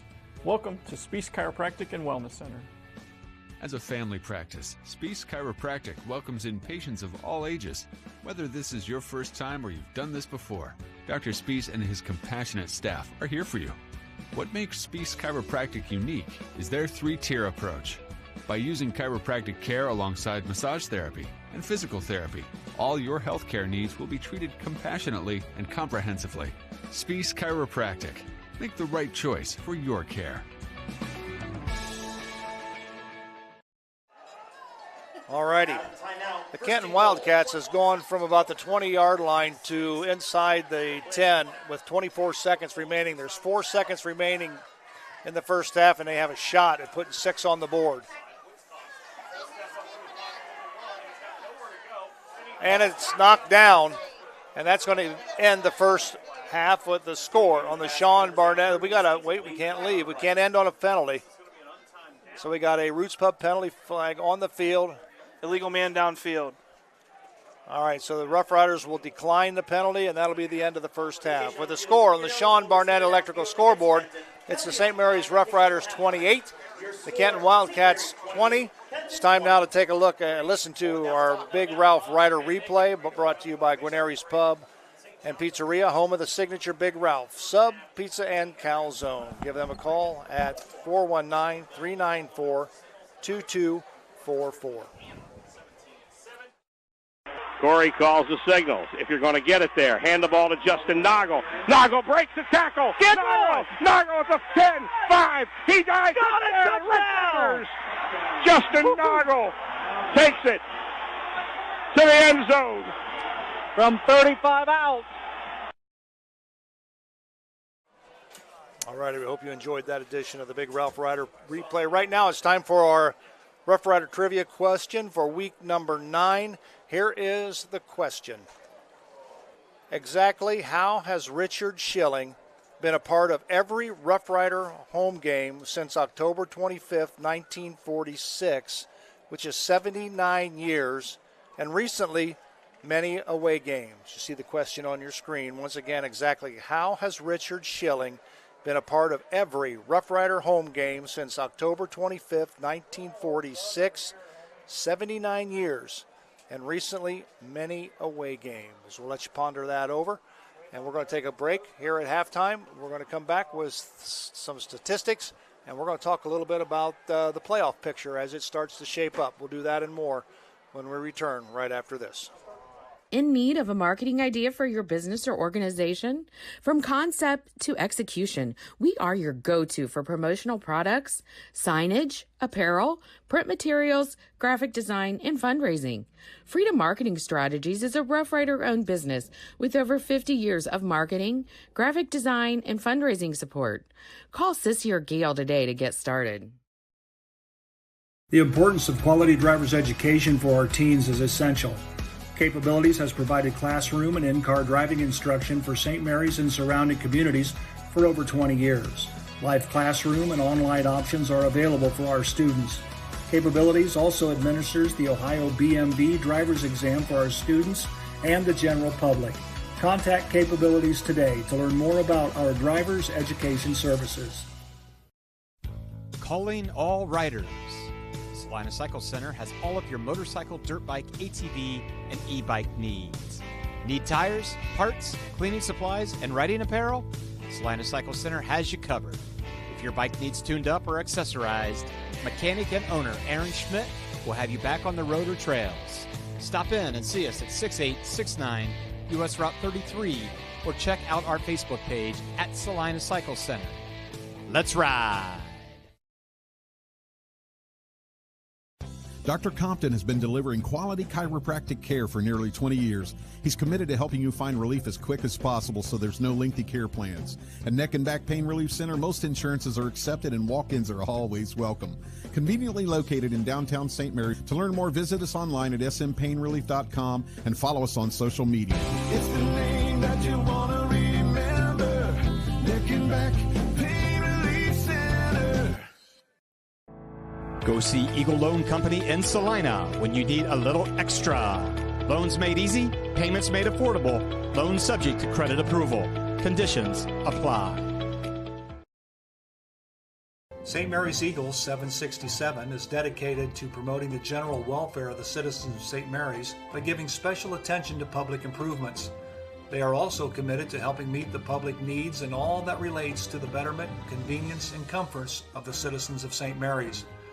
For more information on how you can become a member, call 419-394-3257 or stop in during business hours at 404 East Spring Street in St. Mary's. St. Mary's Eagles, 767. People helping people. St. Mary's traditions include football, SMAB, and Fowler's TV. Founded in 1957 by Richard and Peggy, Fowler's TV is celebrated, like a Roughrider first down, for its dedication to high-quality electronics, custom installations of indoor and outdoor TVs, Sonos sound systems, surveillance systems, and so much more. With 12 months of special financing available on approved credit, shopping local has never been better. Fowler's knowledgeable and friendly staff uphold the tradition of exceptional customer care, servicing only what they sell with the same or next day service.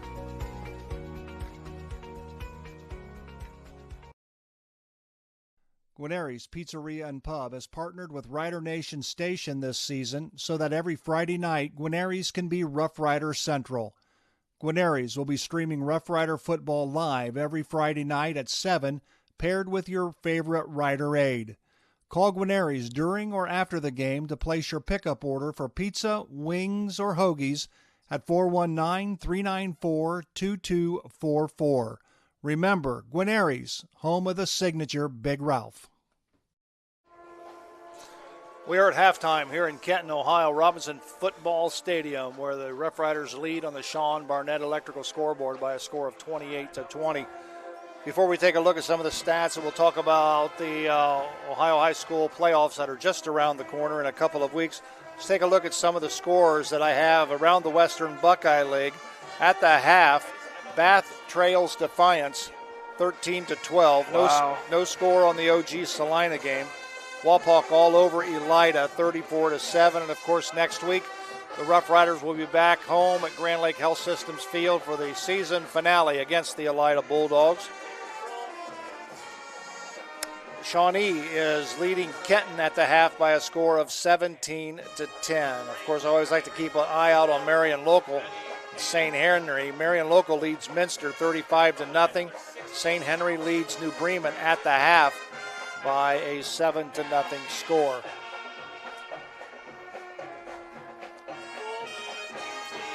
So we've got the stats. Zach will give us the statistics in the first half, and then we'll come back and we'll take a look at some of the playoff action that is possibly shaping up in a couple of weeks. Zach? Yeah, right now, pretty evenly matched. St. Mary's 12 first downs, Kenton 18 first downs. Total yards, St. Mary's 221, Kenton 294. Kenton is 18 for 23 passing with 1 interception and 2 touchdowns, 240 passing yards. St. Mary's has 30 rushes for 221 yards. Kenton has 12 rushes for 54 yards. St. Mary's has 2 sacks for negative 12 yards, but here's a big difference. St. Mary's has 6 penalties for 50 yards. Kenton has 2 penalties for 13 yards. Third down conversion, St. Mary's 2 for 4, Kenton 4 for 6. Average drive start, St. Mary's on their 43.5 yard line, Kenton on their 22.8 yard line. Time of possession, St. Mary's 14 minutes and 39 seconds, Kenton 9 minutes and 21 seconds. Caleb Schmidt now leading the way with 14 rushes for 92 yards and 2 touchdowns. Not to be outdone, though, Dylan Fink, 11 rushes, 93 yards, and 2 touchdowns. So 2 rushers just 7 and 8 yards away from 100 yards. Luke Rammel, 5 rushes for 35 yards, helping out on some big rush plays and some big first downs. Looking at Kenton, Xavier Gammon, 18 for 23 for 240 yards, 2 touchdowns, 1 interception. Xavier Gammon, 10 rushes for 48 yards and a touchdown. Alex Rogel, 2 rushes for 3 yards. Zane Perkins leading the way right now as a receiver for Kenton, 7 for 7 for 80 yards, 25 yards is his longest, and 1 touchdown. So overall, really the penalties and turnover are, what's making the difference right now. St. Mary's was able to get that extra touchdown due to the turnover by Kenton. Somehow St. Mary's was able to stop them there at the end of the first half with 4 seconds left. And now St. Mary's is going to get the ball back. They need to march down the field. They need to get up by 2 scores because this defense has not shown that they're able to stop them so far. Well, the St. Mary's Memorial All-Brass Band on your screen performing for this crowd here at Robinson Field in Kenton. Of course, I gave you some of the scores in the Western Buckeye League. Of course, the big one, in my opinion, is the Defiance leading the Bath Wildcats by 13-12 score. Now, keep in mind, if Bath loses tonight, then the Wapakoneta Redskins will be the outright Western Buckeye League champions. So they can win the Western Buckeye League tonight with a loss by Bath. If they win, that'll set up the showdown next week, Wapakoneta and Bath. And Wapak with a win over Bath next week can win it outright. Or if they lose, if Bath upsets them, then we'll have a co-champions in the Western Buckeye League with Wapakoneta and the Bath Wildcats. So, Zach, are you zooming in on your OHS? Oh, you're trying to find a winner for our trivia question? Yep, just posting the question here in a couple of places. Let's pull up some of the OHSAA rankings so we can give a little bit of a playoff preview for the Roughriders. Interestingly enough, Joe, because of the new format with there being 12 teams and the first 4 teams getting a bye, the Riders are in a good position right now to potentially have a home playoff game if they can get the job done tonight and also next week against Elida. It's obviously not as easy as we were hoping that it was going to be tonight so far against the 1-7 Kenton Wildcats, but the Riders are looking to try to get into that top 8 so that they can get the home playoff game. Right now, if the Riders win out, it's looking like they'll be 1 ranking ahead of Shawnee, and then right now the team is Holy Name from the Parma area near Cleveland. They would have to drive 3 hours. It's better them than us. Yes. So right now, this is the way it stands in Region 10. The Wapakoneta Redskins find themselves in the 2nd position behind Medina Buckeye. And then the Lima Shawnee Indians are in 8th spot with a 5-3 mark. And the Roughriders are behind them in the 9th spot at 5-3. Yeah, and then Defiance is setting in the number 12 spot. So we've got 4 Western Buckeye League teams with shots at the playoff in Region 10. Yeah, and Defiance is playing very strong tonight against Bath. So if they're able to get that victory, they're going to get themselves up into that ranking. I'm not sure how that potentially screws some things up there necessarily. But right now it looks like if St. Mary's is able to win out, they will be in the top 8, which will get them a home playoff game because the top 4 have an automatic bye. There is a chance, there's a slight chance I saw that if something happens to one of the top 4 or 5 teams, St. Mary's could potentially get into the top 4 and get a bye, which would be pretty unbelievable at 7-3. Absolutely. Keep in mind, folks, that the playoff went from 16 teams of a year ago to just the top 12 teams getting in this year. So, when you look at some of the predictions, some of the websites that predict, the Roughriders, if they would have went 5-5, and I don't think that's going to happen. If the Roughriders were to go 5-5, they could possibly be on the bubble. But the predictions say that if they go 6-4, they could possibly get in. So yeah, I think 6-4, they're probably definitely going to be in, but we would be traveling somewhere as far as Cleveland for that first round. If they can win out, if they can get the job done tonight, win next week, they can put themselves in a position to have a home playoff game, and these seniors get another shot on Grand Lake Health Systems Field. Absolutely. Beyond the next week. Absolutely. That's what's taking place in Division III, Region number 10. Let's go to Division 4. In Division 4, Region 14, the Lima Bath Wildcats find themselves in the 3rd spot behind Shelby and Gallion. So the Rough Riders know a little bit about the Gallion Ball Club, but that's where Lima Bath sits. Yeah, we talked early on that we knew that Gallion team was very good. They're 7-1 on the season. They've done very well since really plastering the Riders early on on the first game of the year. But fortunately, they're in D4, so we don't have to see them again in the playoffs. Exactly. They're in the same region as Sandusky Perkins. Yep. And we're familiar with them. Yep, and also Shelby.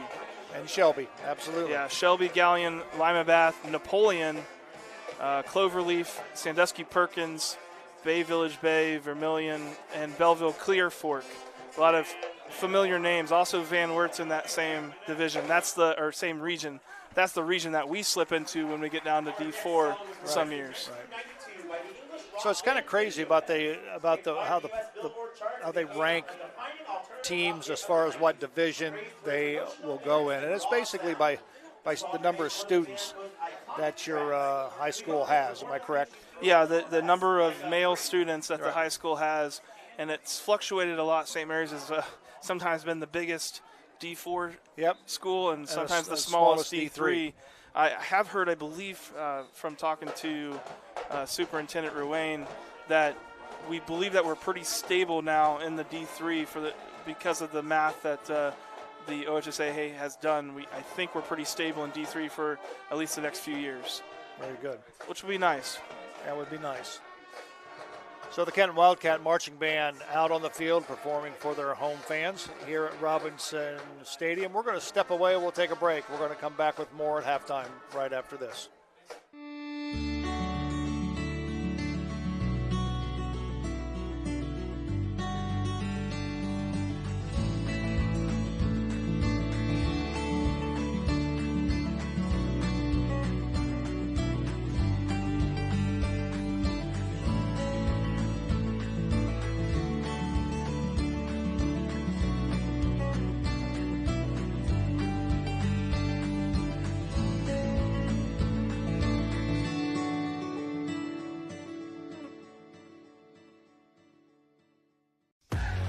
Albert Sporting Goods, outfitting your team since 1980. Our products consist of individual and team equipment for all community organizations, club teams, high school and collegiate sports. We personalize your gear with embroidery, screen printing, digitizing, and graphic design, with on-site services to deliver quality uniforms, spirit wear, and fulfill every equipment need. Order online now at albertsportinggoods.com.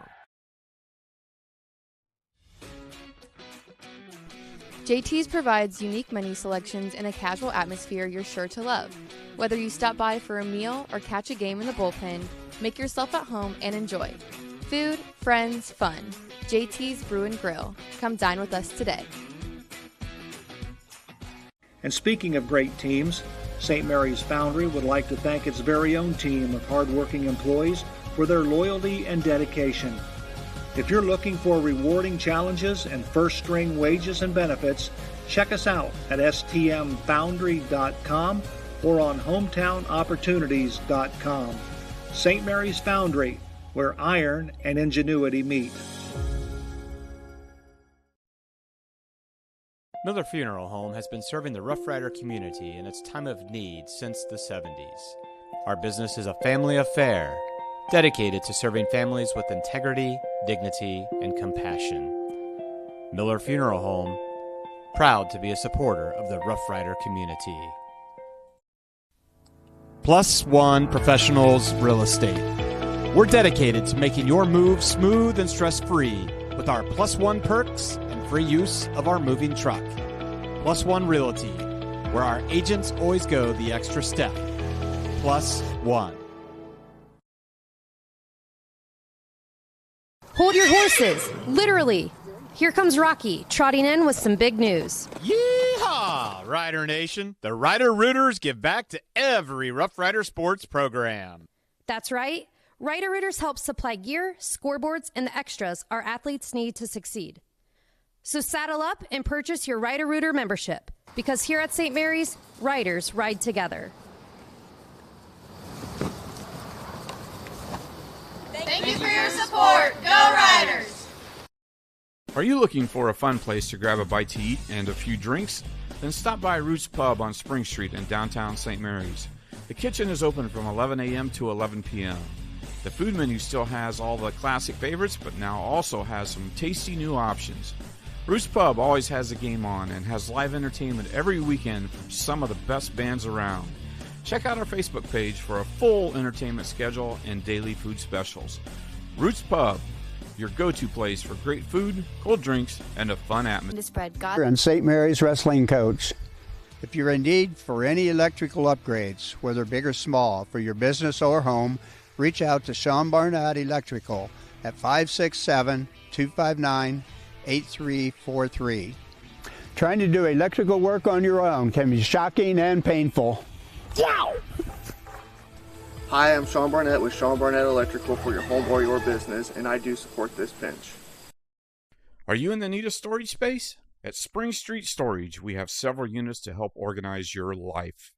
From 10 by 10 to 10 by 30, we have units to keep your valuables dry and clean. We offer monthly rentals and long-term discounts. Give us a call at 567-279-1536 for all your storage needs.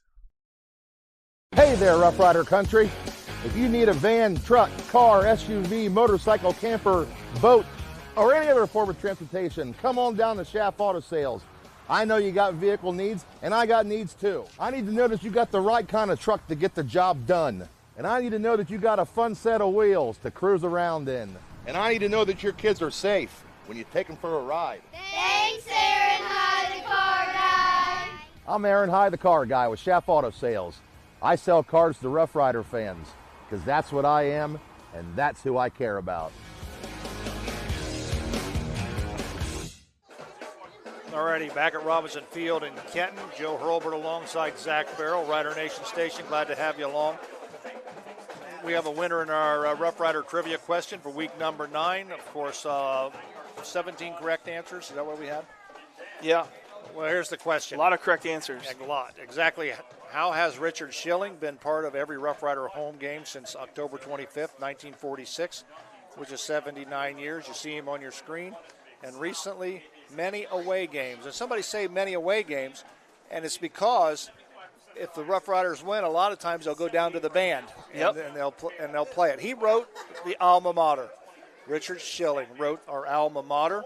And this is a little interesting fact that Joe Ginner sends along with it. He composed the words and music because at the time, St. Mary's was the only Western Buckeye League school that didn't have an alma mater. Pretty neat. And congratulations goes out to Ashley Petruski, our winner of week number 9's trivia question, which was Richard Schilling wrote our alma mater. So very cool. What a legacy. There's the original script M right there. Yep. What a great legacy, though. You know, able to write something back then that is still used today and still beloved by the students and by the alumni. You know, and I like the words to it because they're not difficult. They're not too difficult to remember. Absolutely. Keep it simple.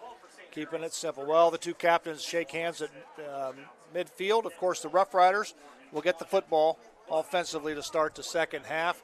Hopefully, they've made some major adjustments in the locker room. And I think, as Zach and I talked during the break, I think one of the things the Rough Rider defense needs to do, you may give up a few yards, but I think they need to blitz the linebackers. Yeah, you know, I give the coaches credit for studying the film and seeing what was they thought was the best game plan. But clearly from that first half, whatever they're trying is not working. I think you got to put some pressure on the quarterback. He certainly doesn't seem to be able to throw very well under pressure. Exactly. And so get into him, get him uncomfortable. Send, you know, it doesn't have to be the the whole team, but send a couple guys in there, get 4 or 5 guys around him, try to get him uncomfortable, get him out of rhythm. Don't let him get those easy passes either. You may give up a big play or two, but you've been giving up three out of the 4 drives. They march down the field basically. Right. And keep in mind, when the Roughriders have got to him with the 3 people, of course the Roughriders, I think defense has 2 Spring Street storage sacks. So if you flush him out of the pocket, he gets flustered. Yeah, they haven't done an awful job of the 3 down linemen have been getting some good pressure. Right. But Kenton's good enough to be able to throw a quick pass, or they've got some good linemen that are able to get him enough time, and they've got that scheme that they've always got. He's always got somebody to throw it to quick if he needs to. Yep, and he's right down the line, and he's usually a wide receiver at just probably a yard down off the line of scrimmage, and he gets the ball to them very quickly. But I think if you get to him and pressure him, I think he gets a little bit flustered in the pocket. I also think the Roughriders should look out for a onside kick right here at the beginning of the second half. You're Kenton. You don't want to go down by 2 scores. Your defense has stepped up and gotten a little bit better in the second half, but you still haven't been able to stop the Roughriders. Well, this Roughrider kickoff return is being brought to you by our friends at Varsity Lane. Back to receive the kickoff is Trey Moore. Looks like the play clocks got reset at halftime, which is good to see.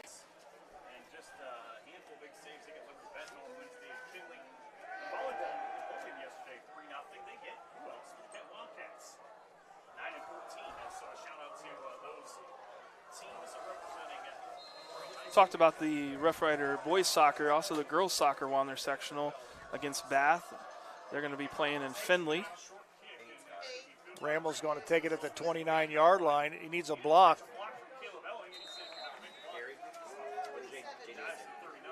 And also the Roughrider volleyball team is doing well in the playoffs. It's great to see all the fall sports doing well right now. Pretty good return from there for Rammel. So the Roughriders have the ball in pretty good field position. They'll start at their own 39-yard line, 1st and 10. Offense cannot take a breather, cannot let that energy and momentum go. This is potentially the biggest drive of the game here. They can get up by 2 scores. Rammel will give him a gain of about 7 on the play, 6 on the play. We'll give him, it'll be 2nd down and 4. Now keep in mind, the very first play of the ball game, Caleb Schmidt went to the house on the very first play. I don't think he was even touched. Yeah, it was that hasn't happened since. No, it was a nice trap, but since then, Kenton has really buckled down and made some good plays. That was that straight dive that we talked about, should be there working early on.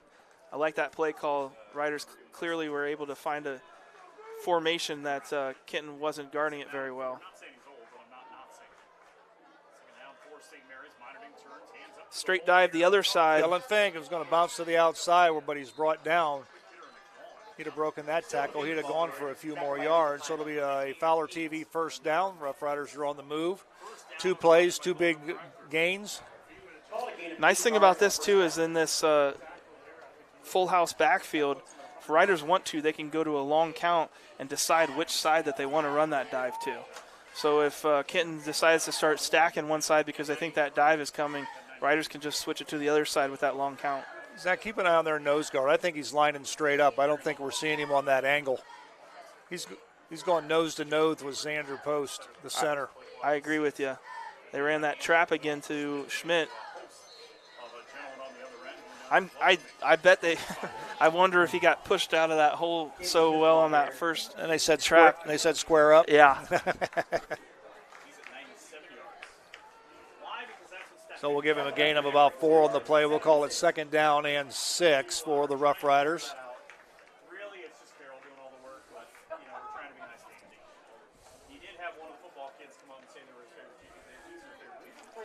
Full house in the backfield for the Roughriders. Ball is at the Kenton 43-yard line.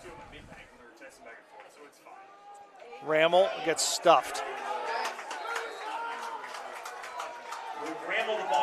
Well, Kenton was waiting for that one. Well, of course, keep in mind, the Rough Riders being right-handed, that's where they went. The Rough Riders, I didn't catch it, but they haven't thrown yet, have they? No, they've not. So I'll not even an attempt. Hello. Throw the ball. Obviously, the Kenton Wildcats will see if they've got 9 men in the box. Of course, Trey Moore goes out. Lone set back to the left. Comes the counter back with Fink. He's to the 30. He needs a block. He cuts back, still on his feet. Spin move. And he's inside the 20. So he'll get inside the Dr. Mike Compton Neck and Back Pain Relief Center of St. Mary's, Ohio red zone. We saw that counter play look like it was going to be very good early in that first half on that 4th down. And that's the second time the Riders came back to it now. Looks really nice. Good job from Dylan Fink finding his way through the hole. Keelan Baker, 6 foot, 280-pound junior, was down there as well. Fowler TV first down, gives the Rough Riders the ball 1st and 10 at the Kenton 19. Luke Rammel's going to go wide to the left, gets the corner, headed to the end zone, and he is close. Almost looked like he got his face mask pulled down, didn't it? When we watch a replay on this, first off, great blocking up front. Number 52, Cooper Glass, didn't get all of his guy, but got enough of him to slow him down. Schmidt outside does a nice job of holding him. Watch this in the play right there. Nope. Tackled him around the helmet. That is legal. Yep. Didn't grab. I don't think he grabbed inside the helmet, but he kind of. First and goal for the Rough Riders at the 2. Full house in the backfield. Caleb Schmidt goes nowhere. Well, I think they've got Caleb's number right now. Yeah, not surprising anybody with going to Caleb Schmidt to short and goal. Oh, here again, Rough Riders go wide to take the last run by Ramel wide to the left.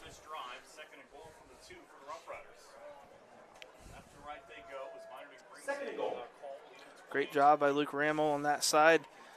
When his number's called, he's able to take advantage of it. No gain on the play. We'll still call it 2nd and goal from the 2. Full house in the backfield. Caleb Schmidt. And he's going to be short of the goal line. He's going to be at about the 1 yard line. I think he's going to be inside the 1. Just a kaleidoscope of Kenton jerseys there. Able to jump up and pop up into Caleb Schmidt as he's trying to dive in the end zone. Just felt like he was so close that he was going to get in there, but I think that's a good call by the officials. Just short of the goal line. Ball of the nose just resting short of the goal line, I say within 6 inches. We'll see if Minerding will take it himself. It's going to be a sneak. I don't know. It is a sneak, and it's going to be a... He should be well in the end zone. It's going to be a Salina Cycle Center touchdown for the Rough Riders as they go up 34-20 on the Sean Barnett Electrical scoreboard with the Eagle Loan Company PAT to come. Man, Minerding is just so low to the ground on that snap. It's just can't even see. No, and when you got big Xander Post in front of him, oh yeah, you're going to get that half yard. Kick is up, and the Eagle Loan Company point after is good by Brady Triplett. So with 7:02 remaining on the Sean Barnett Electrical scoreboard in the 3rd. Rough Riders up 35-20. We'll be back. TSC is bringing fiber optic high-speed internet to your rural community. Power your household with upload and download speeds as high as 1 gigabit. GigaSpire technology provides blazing fast speeds and whole home coverage so you can enjoy an unrivaled online experience. At TSC, we look forward to bringing you hometown local service, saving you money, and welcoming you to the TSC Gigahood. The team would also like to thank the Touchdown Club parents. Already back at Robinson Field in Kenton, where the Rough Riders have taken a 15-point lead over the Kenton Wildcats. 35-20 on the Sean Barnett Electrical scoreboard. Tia Refner, Justin and Brandy Hunsiker, and Ben and Janet Butcher.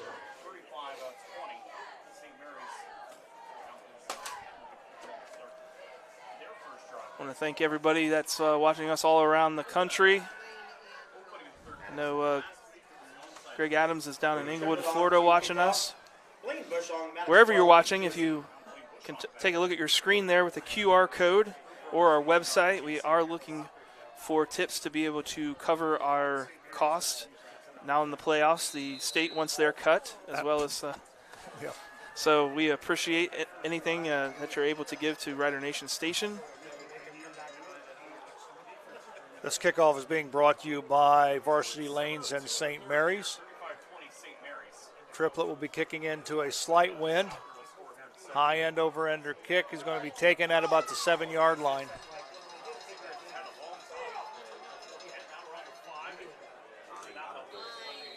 Maddox McFarland with the return. Tackled by Grady Hughes. Maddox McFarland. So the Kenton Wildcats, of course, the Roughriders chewed up a lot of time on that clock with that drive and score.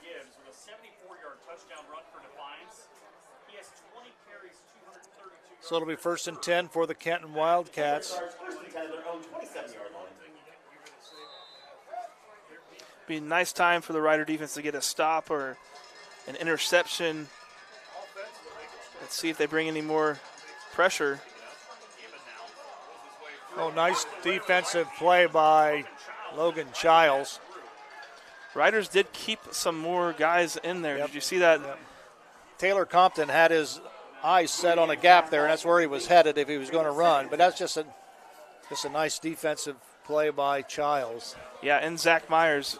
Compton and Myers stayed around a little bit more that time. They were not going to give up the draw. 2nd and 10.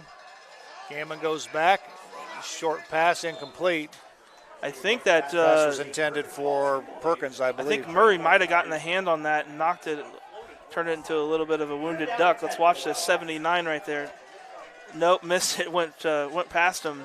Nonetheless, still and throw outside, and this brings up a huge Ace Cuts money down for the Rider defense. One lone running back besides Gammons. He goes back. Pass across the middle. Makes a move. Logan Childs misses. Trey Moore misses the tackle. Hughes finally runs him out of bounds, but not before he gains about 20 yards on the pass play, and it's a first down. Nothing too complicated, just a little in route. Compton with the overran it. Yeah, uncharacteristic Moore missed tackle there. Missed that one, and Hughes runs him out of bounds. But here again, the Rough Riders have it 3rd and long and give up the first down. There's a rare running play. Yeah, Roble just a little off tackle there for a few yards. Good job from Murray and Compton to get in there. Ball is placed right at the 50-yard line. Clock continues to run. 6:17 remaining here in the 3rd quarter.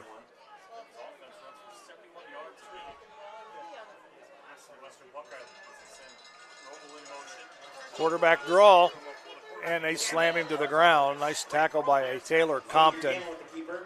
Give him a gain of about 1 on the play, so it'll bring up 3rd and about 4. There you see it there on our Larry Schaff Auto Sales Instant Replay. I want to remind everybody tomorrow to keep an eye out on Rider Nation Station for the St. Mary's Foundry highlight reel. Shows some of the highlights of tonight's ball game. There's Rogel, and he'll get about 2. So it'll be 4th down and 2 for Kenton. Good stop on that money down for the Rider defense, and now 4th and 2. Anything can happen here. Usually we've seen Kenton call a QB draw on something like that.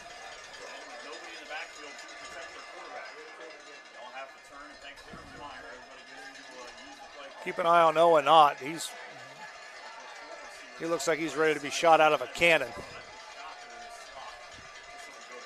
And grab onto him, and he gets to the outside. That'll be a first down for Kenton. That's just a nice athletic play from Grammon. Of course, nobody there for the defense to contain. So he just kind of takes the angle out of bounds, gets the first down, and gets out of bounds.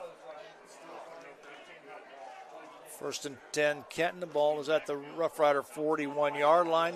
Gammon rolls to the right, and he's brought down. Mercy. Taylor Compton with a Spring Street Storage sack. Sacked. Gammon thought he could step up and try to get something out of that, and Taylor Compton was right there to meet him. Give Gammon some credit. He didn't come down too easily. Well, good job by Owen Ott. He turned him back in. He did what he was supposed to do, and that was to contain him from going outside. And then Taylor Compton was there to clean it up. Ott got through there. Trey Moore on the stop. There's Grady Hughes. Gammon's pass complete to Zane Perkins. Trey Moore Also Taylor Compton, Zane Perkins. He hasn't missed a pass tonight, I don't think. Owen Ott did a nice swim job there. You could see in the replay, but it looked like his jersey was grabbed again coming around there. Ball spotted at the 35-yard line, 3rd and 4. 3rd down and 4 for the Kenton Wildcats. Man in motion. Gammon goes back. Here comes the Rough Riders with the blitz. Oh, my. Hughes going to knock him out of bounds.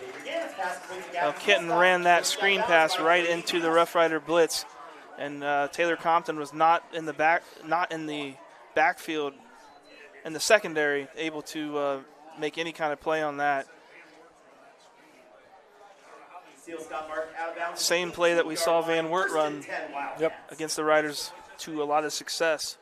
1st and 10 for Kenton. Ball is at the Rough Rider 18-yard line, so Kenton knocking on the door once again. Ball is up in the air. Good defense by Trey Moore. Pass attempt was for Perkins. I think that's one of the few times I've seen Perkins not able to catch the football. Pretty nice ball from the quarterback. Really hit the receiver in the chest. Should have been caught. Riders are fortunate there. But like you said, good job from Trey Moore of getting his hands in and making sure that he couldn't catch it on the bounce or anything. 2nd down and 10 for Kenton. Screen. Missed tackle. Breaks it. There's Trey Moore's in on it, and here comes the rest of the Rough Rider defense. Boy. Trey Moore with the initial hit. Ball is down. Well, that time Taylor Compton was not on the blitz, and he nearly made a great play on that, but just unable to come up with that tackle there.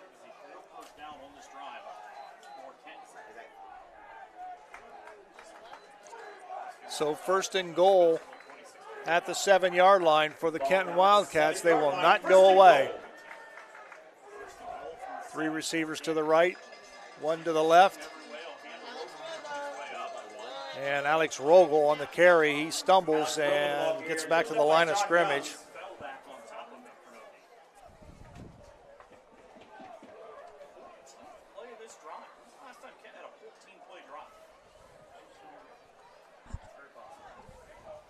No gain on the previous play. Rogel nowhere to go. Good job from the Rough Rider defense. And good job from the 9-yard line for just tripping him up. Maddox getting pressure. He's going to throw it to the corner of the end zone. And he just overthrows his receiver, throws it out of bounds. His receiver was well covered in the corner of the end zone. Yeah, Childs did a nice job of sticking with his guy there. He's got his hands on his hip, but not really squeezing or grabbing him or anything like that. So, and the ball was well outside. Not that it has to be catchable in high school, but good job there from Childs. Riders should look for that screen again right here, I think. 3rd down and goal at the 7-yard line.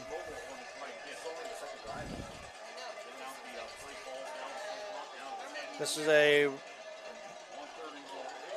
Ace cuts money down, and it's thrown in the end zone, and it is knocked away, so it's incomplete. But we got a Roots Pub penalty flag on the field.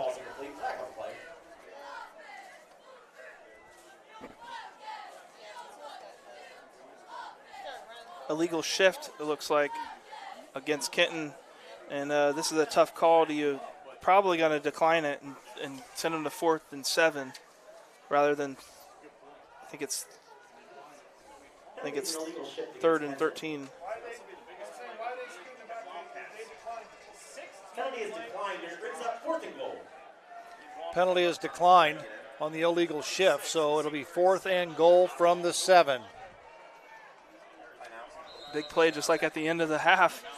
We've got a Miller Funeral Home timeout on the field. We'll take a quick break. We'll come back right after this. Hi, I'm Jay Gibson, proud owner of Varsity Lanes since 2003. Visit Varsity Lanes for exceptional fun and mouth-watering food. Opt for our classic ham and cheese or choose from various other delectable options. Every Friday night, join Roughrider fans in the lounge for food, drinks, and St. Mary's football. Can't make it? Takeout and delivery services available. Varsity Lanes is your go-to spot for daily lunch specials and dinner options. Whether you dine in, take out, or opt for delivery, Varsity Lanes, locally owned and operated, and the home of state bowling champions, and where amazing dining meets fun. Tempted? Visit or call us now. Have you made the call yet? We did. 2:28 remaining here in the third quarter. Rough Riders up by 15, 35-20 on the Sean Barnett Electrical scoreboard. 4th and goal at the 7-yard line. Well, it's just all lined up. 4th and goal. Nothing fancy about this one. The Wildcats need to get it in the end zone. There's pressure being applied, forces him to the left, and a ball is incomplete. Good defense in the secondary as he was double covered back there. Great job from the Rough Rider defense of stepping up and getting a stop here in the red zone. Great pressure early on there. Matt Murray with a nice swim move gets the quarterback uncomfortable. We talked about that. When he's moving and trying to throw on the run, he is not as accurate and not as comfortable. So great job. The Riders are really have an opportunity to put this game away here if this offense can march down the field. And we've seen some 10-minute drives from this offense. So I agree. It'd be nice to see him take it all the way down and get up 3 scores with just a couple minutes left in the fourth quarter. Do you remember a couple years back when the Rough Riders had the ball the entire quarter? I think that was last year. And 2 minutes into the second period? Yeah, that was unbelievable. We could use that about now. Absolutely. Here comes Fink. Oh, he's got to move.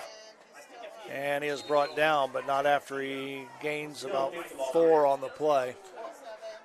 The Riders following their kismet, trying to get a victory tonight and a victory next week against Elida and get into that home playoff game. But first I need to put away the Kenton Wildcats tonight. Call a gain of 5. 2nd and 5.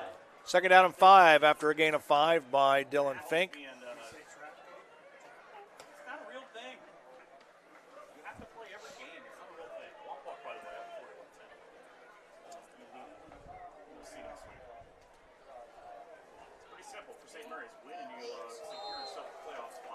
Luke Ramble on the carry. Give him a gain of a couple. Will be 3rd down and 2 for the Rough Riders. Nice hard dive play there from Luke Ramble. Makes it 3rd and 2.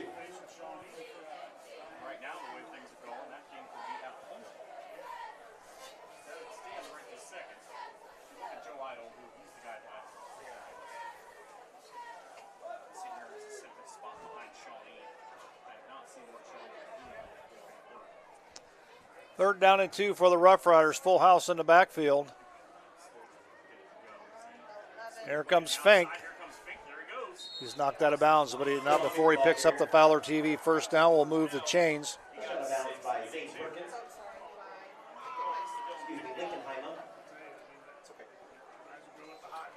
Good job for the Riders. You know, that's really tough.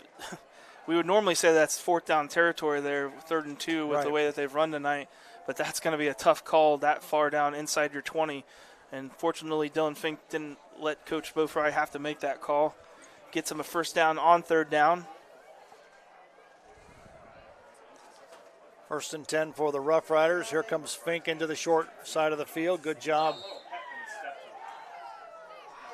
A little bit of a... Caleb Schmidt out there trying to get a block to help Fink turn the corner. A little bit of a... Go ahead. Sorry, a little bit of a late hit there from one of the Kenton guys. Not a big hit, but something to watch out for. If Kenton's getting a little chippy, they could get some calls against him here. Number 2. can see it right there. Just a little push. Couple seconds. Game of 4. We'll call it 2nd down and 6. 47 seconds remaining.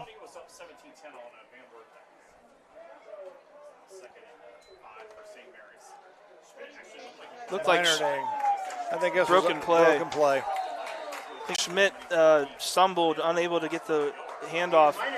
Pretty smart play from Meinerding, actually, to not try to force that into Schmidt. Yeah, Schmidt just slipped there. We are on a natural field tonight. We are. Most of the league has switched to the artificial turf, and there are definitely a lot of potholes, I'm sure, with the dry weather this summer. It's the end of the season, so. Rough Riders do not have to snap the football. They're going to let the clock run out. So that's going to end the 3rd quarter here at Robinson Field in Kenton. And on the Sean Barnett Electrical scoreboard, it is the St. Mary's Rough Riders 35, the Kenton Wildcats 20. We'll be back with the final 12 minutes of this contest right after this. Buffalo Wild Wings in St. Mary's, proud to support Rough Rider athletics and the Memorial Student Athletes. Join Buffalo Wild Wings for each Rough Riders football game, streamed on Rider Nation Station. Buffalo Wild Wings, wings, drinks, sports. The St. Mary's Memorial High School Alumni Foundation is proud to support St. Mary's athletics. We invite you to become a member of the Alumni Foundation by checking out our website at www.mhsaf.com or checking us out on Facebook. Good luck, Riders.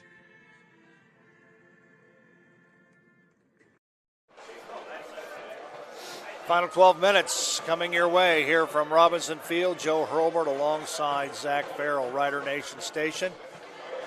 12 minutes to play in this contest. The Rough Riders lead 35-20. And they would like nothing more than to put another 7 on the scoreboard and kind of put this one out of reach. Yeah, but they've got a tough 3rd down here. And unless they get real close to the first down marker, probably not going to go for it on 4th down.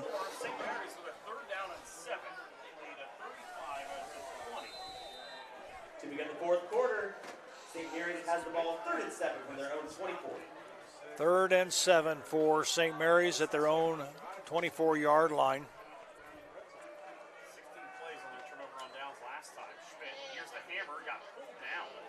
Caleb Schmidt give him a gain of about 5 on the play. He's going to be short. We'll see if the Rough Riders are going to punt the football. I think you got to punt the football. I don't think you should run the risk of getting stopped here because you give Kenton a short field, and they can score pretty quick. I think you go for it. I think you put guys out wide again, which takes a couple more guys out of the box. Maybe you run a check with me here on a long count, so you maybe get them to jump off sides, or you at least run it away from when they're at. I trust my senior Caleb Schmidt right now to get me 2 yards. Caleb Schmidt, the lone setback behind Meinerding. We've got a man in motion. That's Rammel. Long count by Meinerding. And we've got a Miller Funeral Home timeout called by the Rough Riders. That's exactly what we thought they would do, is maybe do a long count. Kenton didn't bite, so we're going to take a break. We're going to come back right after this. TSC has streaming television services available in the Gigahood, delivered over our blazing fast fiber internet. Choose TV to fit your family's needs. Enjoy our basic package with all the local channels, or try the extended basic package with sports, news, music, and family entertainment. Download the Your TV Green app and use your Amazon Fire Stick to start watching today. Still need internet? Go to www.telcirco.com and choose the Connect Me button to complete the fiber connection form, and we'll take care of the rest. All righty, both teams huddled around their respective coaches. Zach Turner for the Kenton Wildcats, Bo Fry for the Rough Riders. We'll see what the Rough Riders have up their sleeve. It's 4th down and 1. Ball is placed at the Rough Rider 30. And for all intents and purposes, Aiden Meinerding will come in. We see no Brady Triplett, who's also the Rough Rider punter. And we'll see what happens. I think they're going to go for it, Joe. Last time they used a long count to try to draw the Kenton Wildcats offside. That didn't work. So we'll see who they give it to this time. Give it to Schmidt. And that is a Fowler TV first down. He got 2 yards and more. Some. Yeah. Yep, absolutely. You're right. Give it to your senior. Yeah, I think, he's shown so many times this year that he can get you those 2 or 3 hard yards. Your defense is not exactly inspiring tonight. So 4th and 1. Of course, I'm an offensive lineman. I always want to go for it on short. Yeah. But I really do think that with Caleb Schmidt, as well as he's run tonight, you take that risk there. Dylan Fink in the wing to the right. Turn, give the ball to Schmidt. And he goes off tackle, and they'll give him a gain of about 5 on the play. If we can watch a replay on that, Kenton is back with that tilted nose guard there. And he just took himself out of the play, just got his legs taken out from under him. Now, I will say when we did play Kenton and they had a smaller, faster guy, that could sometimes really wreck it because he'd start sideways and he'd just cut through and knock down your guards trying to run a sweep. But good job for the St. Mary's offensive line. Xander Post putting a stop to that tonight.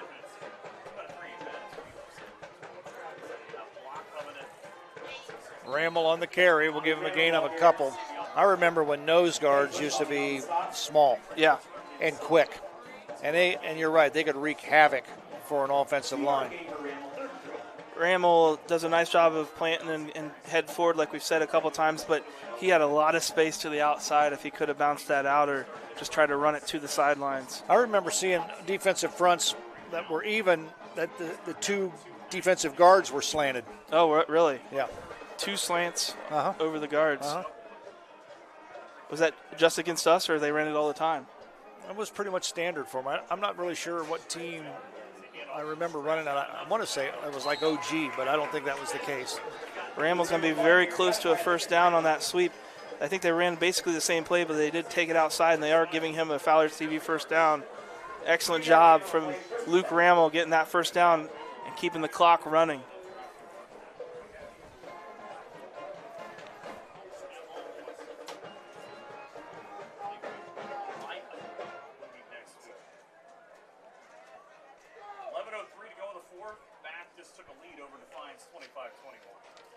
Looking at some of the statistics at the end of that third quarter, St. Mary's 299 yards, Kenton 360. Wow. Caleb Schmidt at the end of the third quarter, 17 rushes for 97 yards. Dylan Fink, 16 rushes for 140 yards. Both of them 2 touchdowns. Wow. I think with that last carry here in the fourth quarter that Caleb Schmidt ran, I think that gave him over 100. Absolutely. And Luke Ramel with a couple sweeps is probably close to 80 or 90 yards. Wow. So almost 3 rushers with 100 yards tonight for the Riders so far. We'll call it 2nd down and 7. Ball at the Roughrider 49. Counter back. Here comes Dylan Fink. Up the middle, he'll pick up a Fowler TV first down. Well, Kenton's been very aggressive tonight. They're really, keying on Caleb Schmidt. We saw 3 or 4 of them right there on that side go to Caleb Schmidt's fake. Great time to call the counter play. And Dylan Fink just does a great job running through the hole. I also like how well he's done with his ball security tonight. We haven't seen him. He's made a lot of good moves, but he has not been swinging that ball out. Again, full house in the backfield. Meinerding under center. Give the ball to Dylan Fink. Fakes inside and bounces to the outside, and he'll be close to a Fowler TV first down. If you watch this on the Larry Schaff Auto Sale instant replay, watch him as he gets to the defender. Watch him dip his shoulder right there like he's going to the inside and keep it to the outside. Great job there by Caleb Schmidt, too, because Caleb had a guy hooked. It wasn't the best block, and he did a nice job of just letting the guy fall out of that hook. He didn't keep it squeezed to get a holding call or anything. That's just experience and maturity from your senior. Dylan Fink with another great run. 2nd down and 1 for the Roughriders. That'll be another Fowler TV first down for the Rough Riders. Caleb Schmidt on the carry. Clock will continue to run. We're down to 6:25 on the Sean Barnett Electrical scoreboard. 2-yard gain and first down, St. Mary's. Of course, we saw Kenton march down the field with 24 seconds at the end of the first half, so there's not enough time that can come off this clock to make us feel good, even with the Riders up 2 scores.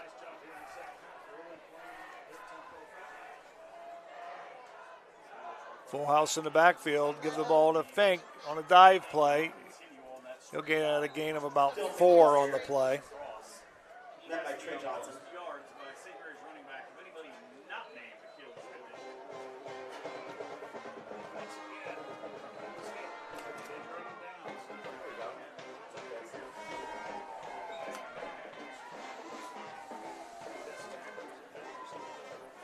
Christopher Scherer seen a lot of action tonight at the tight end position. Riders have 2 timeouts left. Kenton has 2 timeouts left.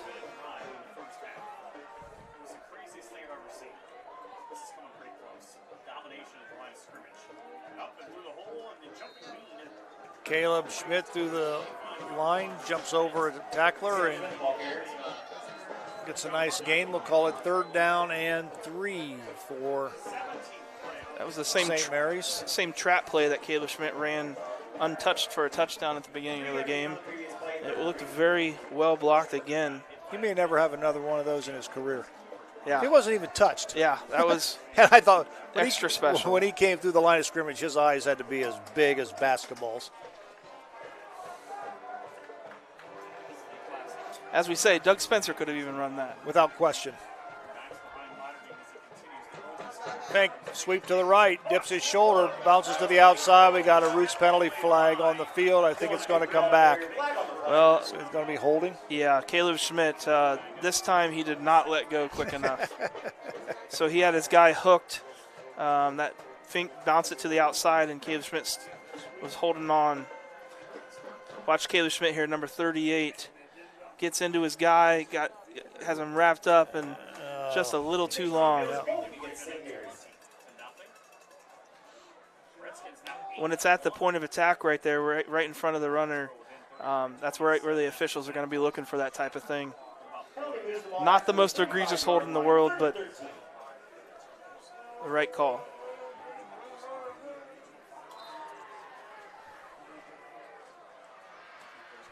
We'll call it 3rd down and 13 for St. Mary's. Clock continues to roll. 4:14 remaining. 3rd down and 13 for St. Mary's from the opponent 35 with 4:08 to go. He's got 2 backs behind. Takes the snap, tries to run the stretch to the Here comes Ramel. He's got the that was just a nice tackle. Tackled the backfield by Lincoln Highland. Yeah, they tried to send Ramel out around the end. Dylan Fink had a nice block, but if he could have busted that tackle, he'd have got the corner. On a loss of 2, 4th and 15. There's Fink's block there. Yeah. So it'll bring up 4th down and long. We'll see what the Rough Riders are going to do. I think they're unfortunately outside of Brady Triplett's range. This would be a 57-yard field goal, or we're going to get a 55-yarder. Miller Funeral Home timeout. Clock continues to roll. Nobody called timeout yet? There we did. So with 3:09 remaining in the football game on the Sean Barnett Electrical scoreboard, Riders lead 35-20. We'll be back. Oh, wait a minute. So St. Mary's did not call a timeout. They did not call a timeout. They took the delay of game so they'd have more space for their punter, I think. I'll go with that. So we do not have a timeout. Nope. Instead, we have a Brady Triplett punt here. Brady averaging about 32 yards per punt, low snap, and he kicks that off his kneecap. Get down there, get down. Oh. And Taylor Compton, it's going to be Oh, they're not going to go mark it there. He grabbed it about the 5-yard line. So it'll be Kenton's ball, 1st and 10 at their own 5-yard line with 3 minutes even to go in the football game. That was a really nice punt from Brady Triplett. That was intentional. He did not want to give them a chance to run it back, I don't think. So he kept it low, and you could tell the way he kicked it. He kicked the end of it to make it fall forward, give his chance for his guys to try to down it there. Taylor Compton didn't want to risk letting it go inside the 5. I get that. Good job from Taylor Compton of getting it down on the 5. And Kenton's got 95 yards to go here, down 2 scores.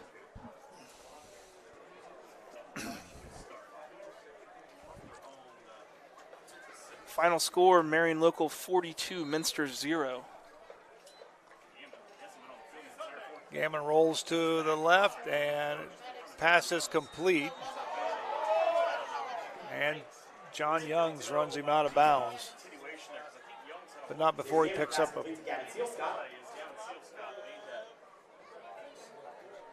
first down. Seal Scott on the catch. Just 8 seconds off the clock.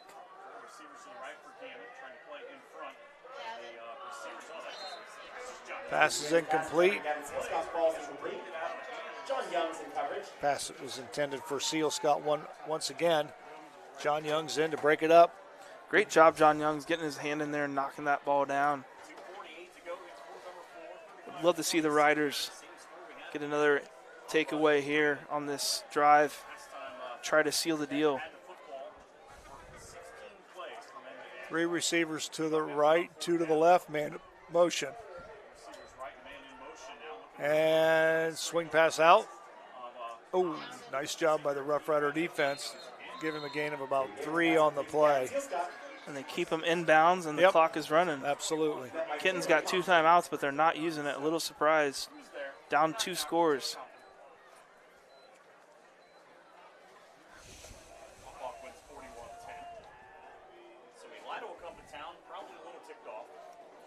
This is a ace cuts money down for this Roughrider defense. Maddox. And it's completed. Zane Perkins on the reception, a senior. Had himself a pretty good night receiving the football. Yeah, just a nice timing route between the quarterback and receiver. Runs that 15 yards and just stops on a dime. Ball's there. So it'll be 1st and 10 for Kenton. The ball is at the Kenton 30-yard line. Owen Ott Here in the comes Owen Ott. backfield. Oh. Taylor Compton's got him, and he brings him down. Inbounds. Gave him a gain of about 2 on the play. Boy, that was a hard tackle by Compton. Owen Ott did a nice job of he had him. pressure. He had him in his sights. Taylor Compton cleans up. 2nd down and 7. Quick pass out, and it's going to be short. Kept in bounds. Clock's running. So another ace cuts money down for this Roughrider defense. Clock continues to roll. We're down to 1:30 remaining. 3rd and 3.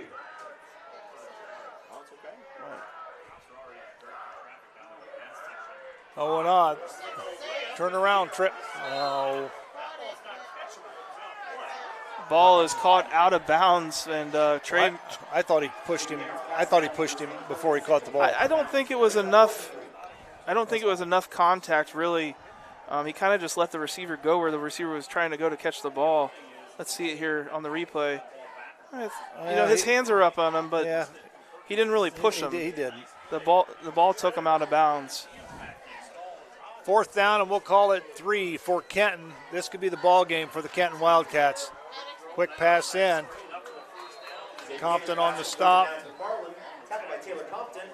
Moves the chains for a Wildcats first down. Maddox McFarland on the reception. 1st and 10 for Kenton. Clock stops for the chains to move, but then starts back up, and he's going deep. Are you incomplete?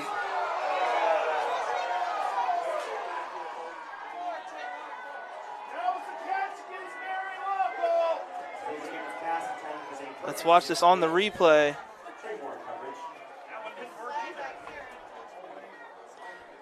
It's really hard to tell from our angle there whether the ball touched the ground after it came down on the backside. I think we had a Roots penalty on the play as well.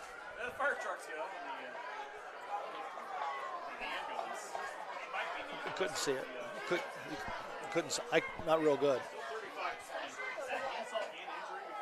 Do we have another angle of that last play at all? Well, that was it. First and 20 for Kenton. There's a hold anyway on the offensive line, so regardless of the catch, there was a hold by Kenton.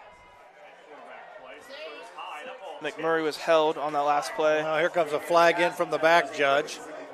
Flag on the play. Indication on the field is defensive holding. This is defensive holding. Well, I never say never with the Kenton Wildcats, but they've let enough clock run on this drive that I don't see how they're going to be able to get. Right there, you see the holding right there.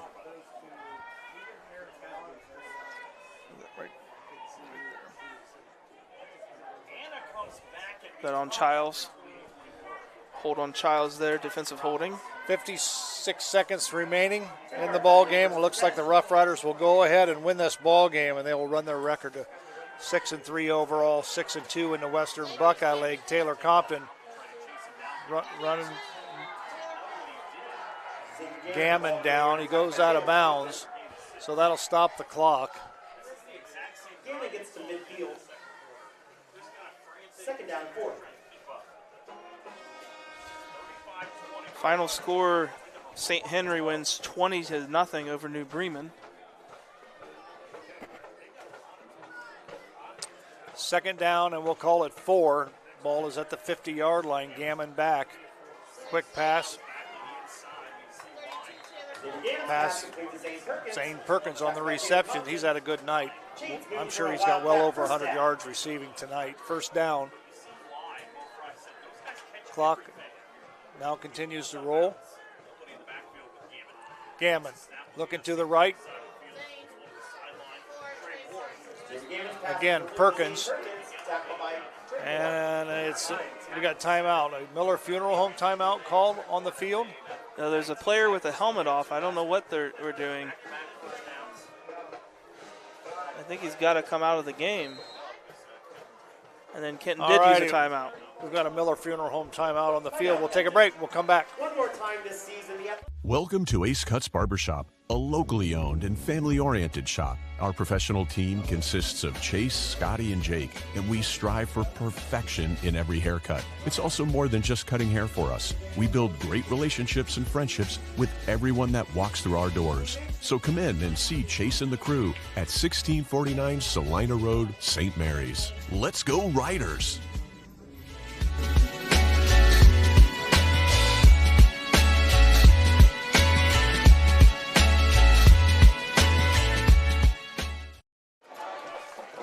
Alrighty, back for the final 30 seconds here at Robinson Field in Kenton. Logan Payton, with an early interception, the only kleptomaniac so far for the defense. We'd like to see one of the other ones, another one here on this drive maybe, seal the deal. Kenton, 30 seconds left, has to score twice. Not sure what's going on. Why are they moving the flags? There was the sticks. Were there a penalty on the play? I didn't see anything. I don't know. Well, I guess you can ask Bill Krug on the rules of the game.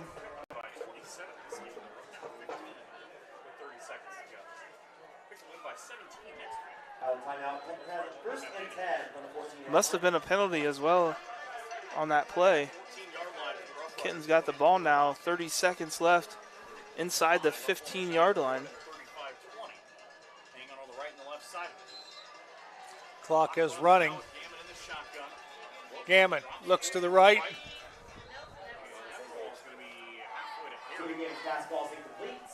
Pass is incomplete. 25 seconds remaining.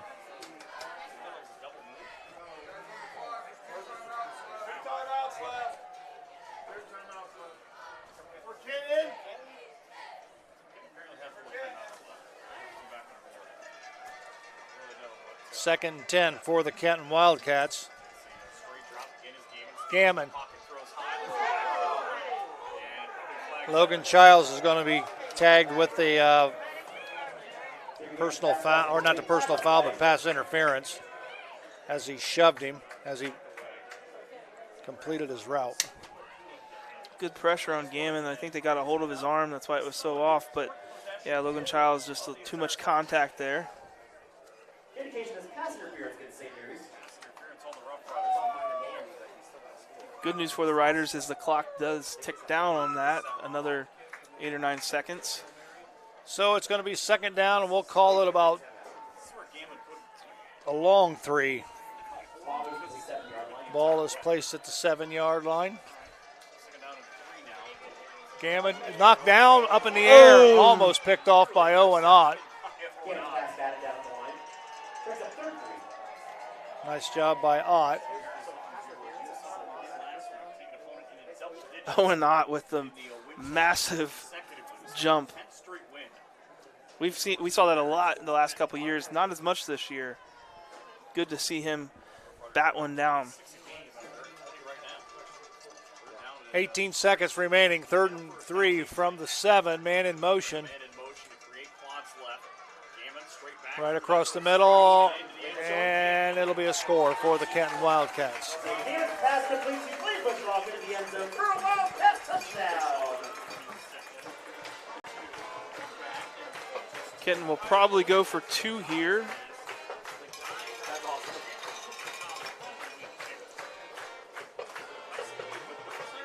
$26 points for the Kenton Wildcats with that score. They will go for 2.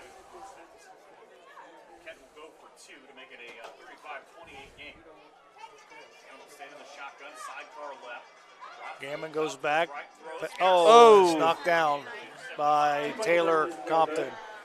So with 13 ticks remaining, we'll be back with the Kenton kickoff. 35-26 on the Sean Barnett Electrical scoreboard. We'll be back right after this. Auglaize Equipment Rental is your source for all your equipment needs. Whether you're a contractor or a homeowner with a project, we can help get the job done more efficiently. Check us out at 1900 Salina Road or AuglaizeEquipmentRental.com or just call 419-394-7883. Auglaize Equipment Rental. Go see Eagle Loan Company in Salina when you need a little extra. Loans made easy, payments made affordable, loans subject to credit approval. Conditions apply. So with that 2-point conversion failure, Kenton now is down 9 points. So even if they're able to get an onside kick here, get the ball back and score. And make the 2-point conversion, they're still going to be down by 1. Still down by 1, right. So the Rough Riders will put their hands people in. Aiden Meinerding's in. Grady Hughes will be up front. Here comes Luke Rammel.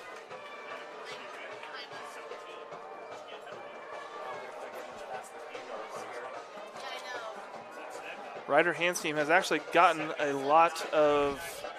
Caleb Elling is in as well. They've gotten a lot of experience this year. Some of those blowouts. Zach Myers.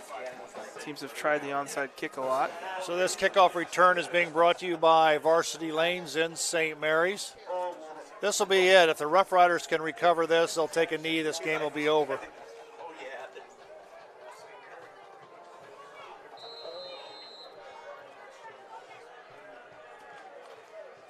All right.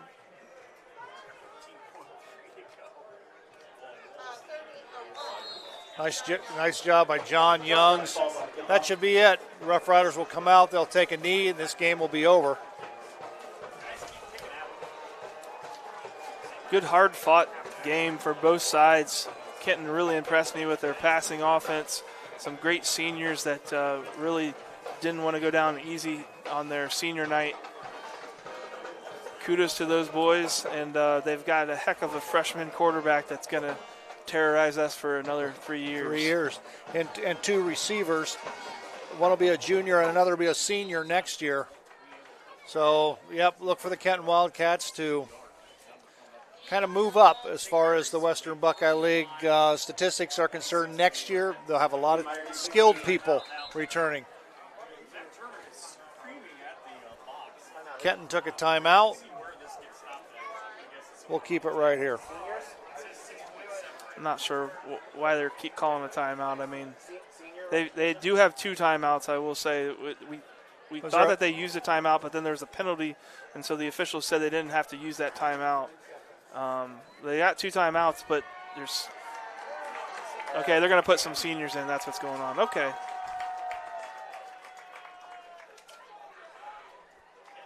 They put 9 seconds on the clock. Yeah, they called timeout right at the end of the play, and then the clock kept running. Makes sense. So head coach Zach Turner wanted to put some of his seniors in here on senior night. Sure. That makes a little more sense. Yeah.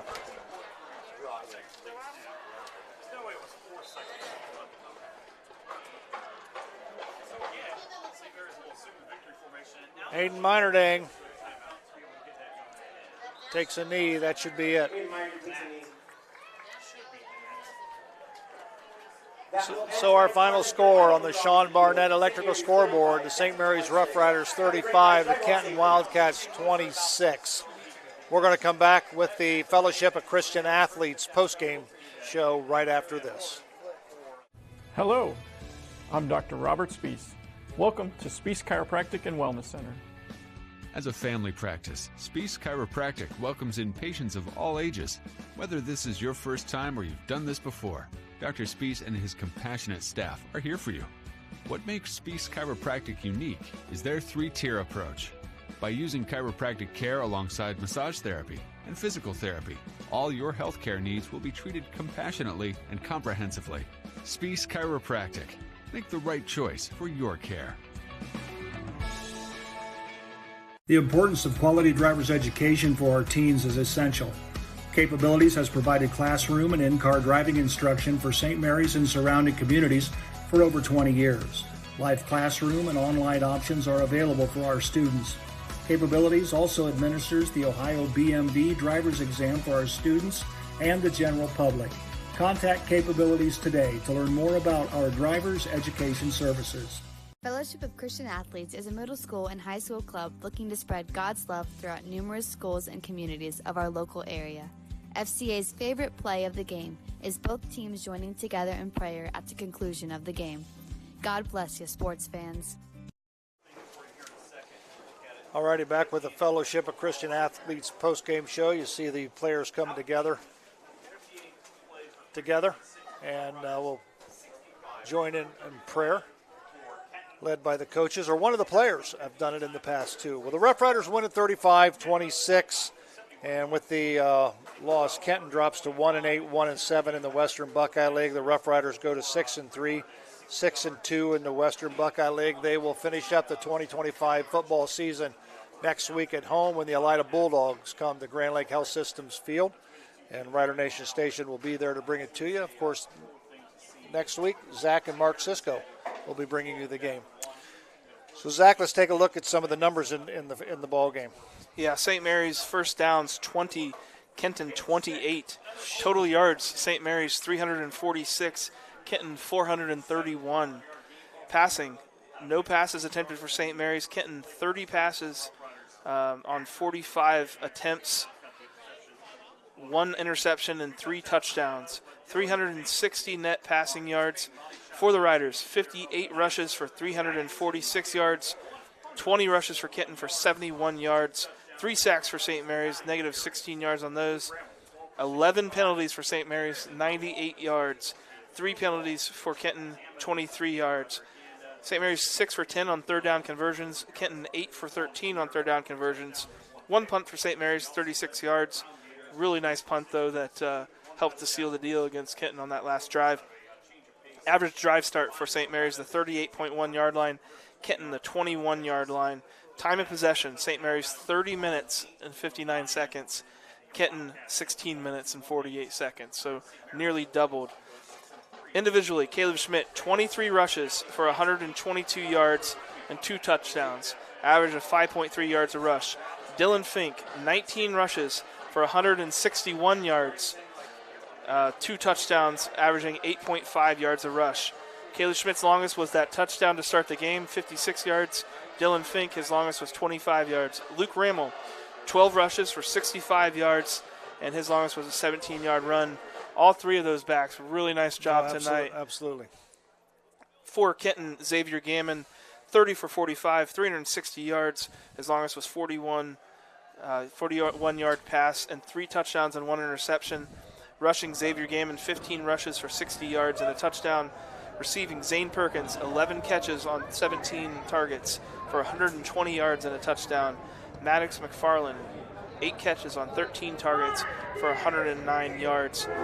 So overall, Kenton led in a lot of statistical categories. The big difference, though, is the turnovers and the fact that St. Mary's was able to get the big stop at the end of the first half and also in the second half down in the red zone. This defense has bent but not broken several times this year. Well, of course, I sat here and I listened to those numbers and I scratched my head. And like you said, they led in almost every category. Time of possession was big. Rough Riders dominated in that category, but they had fewer penalties. Rough Riders had 11, and still they struggled offensively. I mean, they came in averaging about 21 points a game. So tonight with 26 points, they went over that, but still they keep falling a little bit short. Yeah, but this, as we talked about, freshman quarterback and younger team. This is going to be a very dangerous Kenton team. Oh, yeah. Moving forward. Absolutely, I agree. Well, that's going to wrap it up for our Rider Nation station here at Robinson Field in Kenton. Again, I mentioned next week the Riders will be at home for the season finale against the Elida Bulldogs. Zach and Mark Sisko will be on the call. For our entire Rider Nation station crew, Doug Spencer, Ross Henshin, Logan Yelton, Dave Weilbacher, and Rich Spencer. For my colleague Zach Farrell, I'm Joe Hurlbert. The final score once again, the Rough Riders 35, the Kenton Wildcats 26. So long, everyone.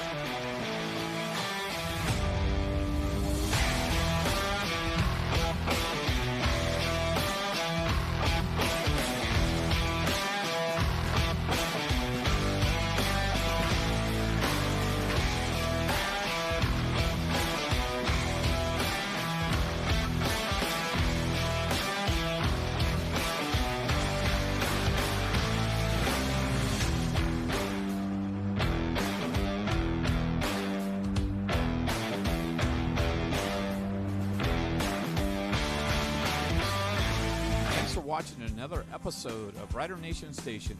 Help us help you by subscribing on YouTube or following us on Facebook.